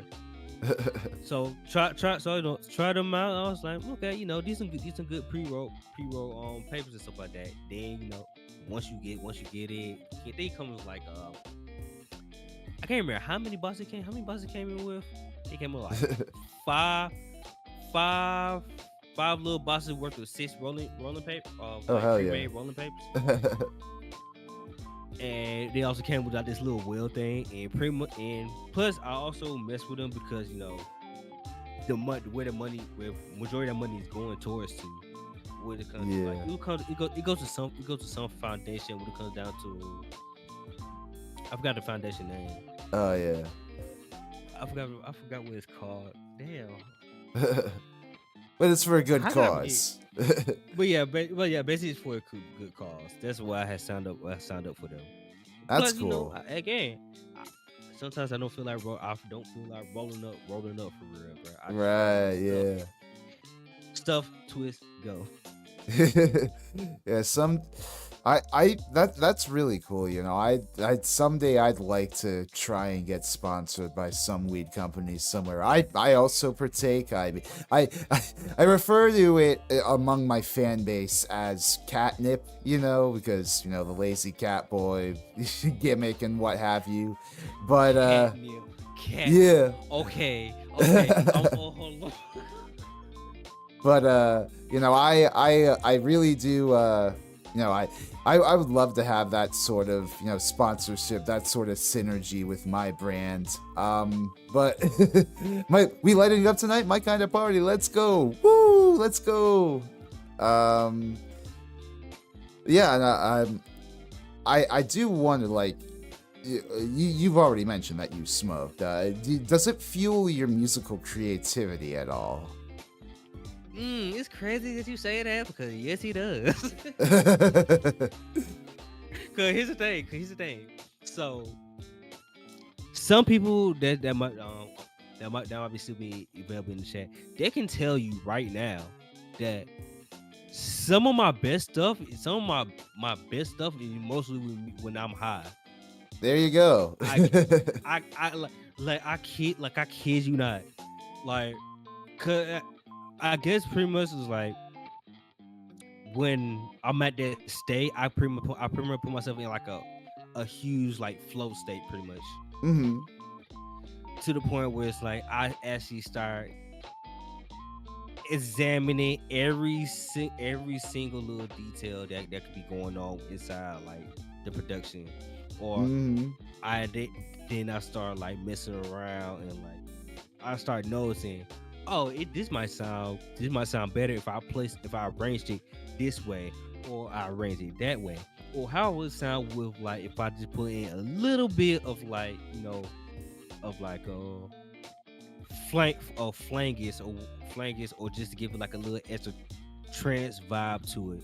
Mm-hmm. Oh, so yeah, pretty much when I'm bait, I'm just like I might start like trying to experiment and try to Yeah, see how yeah. things sound more.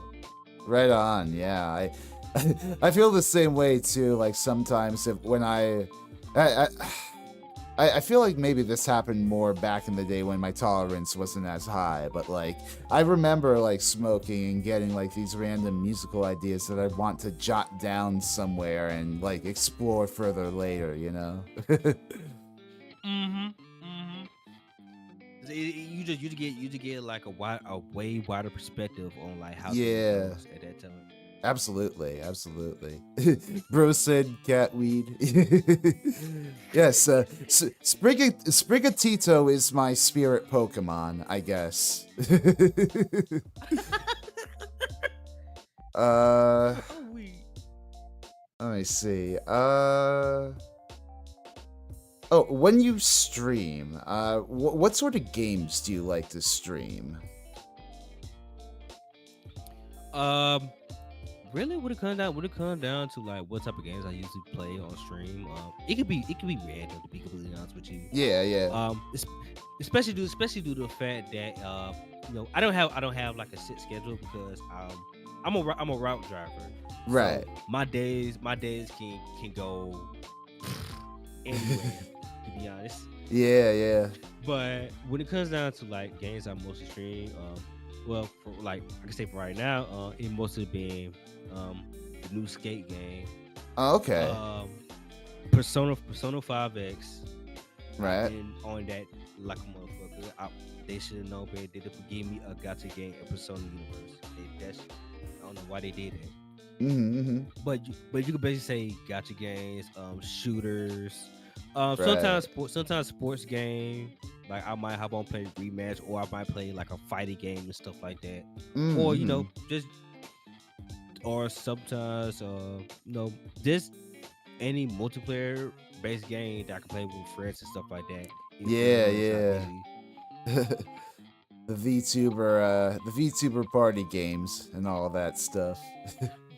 Basically, like like Lethal Company, Yeah, yeah. yeah, like pretty much anything that all of us can be on some head ass shit. We can run that. Yeah, absolutely. What was I gonna say? Do you have a particularly favorite video game OST?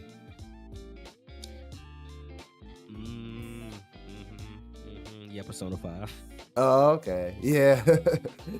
I've admittedly I haven't played any of the Persona games, sadly, but I have heard a lot of great things about the Persona soundtrack. And in fact, with Smash Bros having included a few tracks from it, I do think it's very neat music. Yeah, I will say if something that's not Persona related, I'll say one of my actual favorite OST is Street Fighter 3 Third Strike. Oh, okay. Yeah, no, I've was that the one with "Want to Take You for a Ride"? Is that no? That's Marvel versus Capcom. Yeah, "Want to Take You So for a Ride," and yeah. yeah, but one of the main things you kind of like take from like kind of like almost like you know the sound from like pretty much both the games when it comes to, like Yeah. P5 and like Street Fighter Third Strike, you got that jazz element to it. Oh yeah. Very jazz, very New Jack swing in places too. We get that very, very amped up sort of vibe. Yeah. Um. Yeah. So it's kind of crazy because like when it came down to like the Persona 5 soundtrack, I think I I think it was either Lotus or Afro Sinju that who I was Mm. watching, and I just randomly just heard the music going on, one of the songs going on in the background. Mm-hmm. And I was like, why this bitch is so catchy? Then all of a sudden they just started playing Persona, and I was like, so this is where this is from. Okay, now everything Yeah, starts to make yeah. sense. No, I had an experience like that too. Like I swear to God, like every other like streamer out there who does like clip compilations uses like Persona music for something. Like I remember Like for example, like Jeff, he's one of those people. yeah, like no, I had the experience for the longest time with like Alpha Rad, where he used the Persona. Oh What was it, yeah. the relationship level up music or whatever for his outro screen, and it's like I had Dun, no dun, idea dun, for dun, dun, dun, dun. That something. shit. Yeah, not that. That or something like that. It was like I don't know. It was something that he replaced like with his own original outro music at a certain point. But it's just like I had no idea that was like from Persona, and like it's cool to have like music that vibey, that perfect for like a background. Yes, bro. Soji Maguro is, you know what? I ain't gonna lie. Hey, honorable mention. Soji Maguro, that's another goat right there. Oh yeah, yeah. uh, let's see. Well, we're just about at the end of my questions that I have here. Something that I usually like to end these streams on. Given the chaotic nature of our world nowadays, I like to try and leave our audience on some sort of, relaxing and/or, I guess, way to cope from it. So I guess all that to say, something I wonder of my guests is like, what sort of music do you like to turn to in times of stress? Like when you're feeling angry, sad, anxious, etc. Like, what sort of music do you like to, relax to or vibe to, or like are you a catharsis guy, or do you like to be in your feelings? So when it comes down to like those type of moments, especially with like times when I'm stressed, to be completely fair, what I usually do is just, I would say, it's either gonna be some lo-fi chill music, or you know or just listen to a whole bunch of s- like drumless sample based music, because Mm-hmm. to be honest, because you know especially due to support, like, again, I might be high as well, Yeah. and you start getting to like a certain point where it's like you know who knows, you might, while hearing that, you might start to tear up a little bit. But then again, Yeah. everyone does deserve to cry.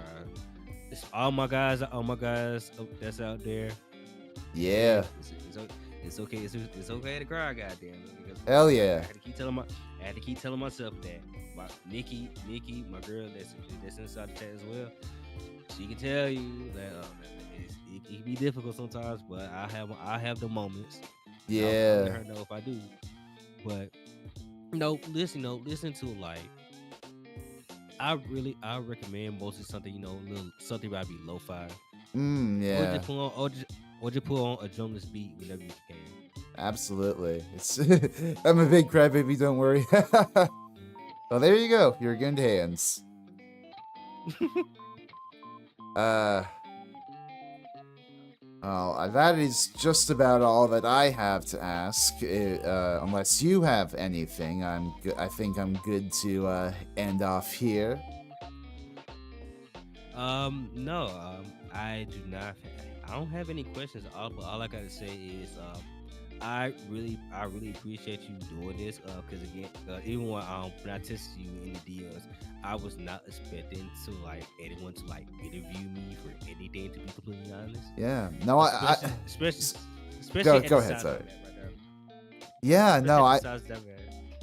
I always appreciate, getting the opportunity to speak with other musically minded VTubers out there, no matter their size or platform, because, it's, again, going back to the whole thing about, VTubing exposing me to so many other different perspectives I might not have really, thought about. Like, this shit's great getting to, have on people that are skilled in electronic music production, having people who are good at guitar or drums, having people that, compose classically. All that shit is a different take on music that, I you never know what you're gonna get week to week with this. That is true. That is true. Cause like hell, like shit. I think there was like for example, there's one producer group called Malio, Mm-hmm. who has like a track called Drumline, Mm-hmm. and that um track ain't came out around 2020, and I said like around 2024, people started like noticing it because there is someone who tried to like take a certain part from that song and just keep it for themselves and stuff like that. Mm-hmm. But then, eventually people they eventually went back to listen to the original version of that said track.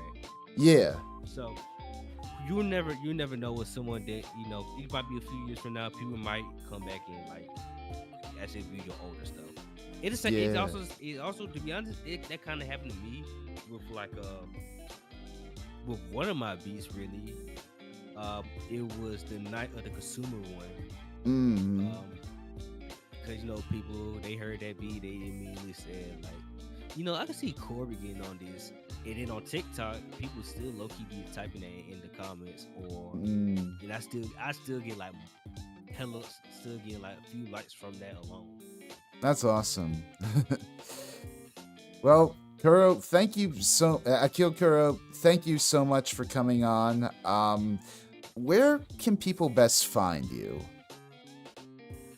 You could pretty much mostly find me in mostly Twitter for real. I'm more than like you gonna Okay. see me post a lot of people, like fellow VTube creators and stuff like that, Mm-hmm. or you might see me talking hip hop related, especially when it comes to Lawbury, uh, Lawbury Grams, the man who want to sue over a diss track. That guy right Yeah, there. yeah. Then there's also my Twitch and TikTok. I would say YouTube, but YouTube, I'm still having like I still haven't really fully got used to that yet. Especially trying to Mm. stream on there for real. Yeah, yeah. Well, I appreciated getting to talk with you, Akil. Anybody who's watching who isn't already subscribed to him, go check him out. He definitely seems like cool people, and his music is definitely a vibe. Um, anyways, I think I'm gonna go head offline right now, get some dinner for myself. But before then, I'm gonna redirect us to my friend Norma's stream. She's doing some, what was it? Muppet something or other? Muppet Monster Adventures, this old like PS1 platformer. We are going to raid into her. If you want to follow me, feel free to type in cat raid into her chat, as I just did in mine. But otherwise, yeah, I'm gonna go get some dinner, immerse myself back in the Hololive Silk Song for another week, and hopefully, Yeah, I know. I would say I know you don't want no one backseat gaming on you on that one. yeah, and hopefully I'll have more news soon with the glam metal deep dive and my progress on that. But otherwise, thank you all for tuning in today. I've been Rezi Orenji, and I will see y'all next time. Bye-bye. Bye-bye.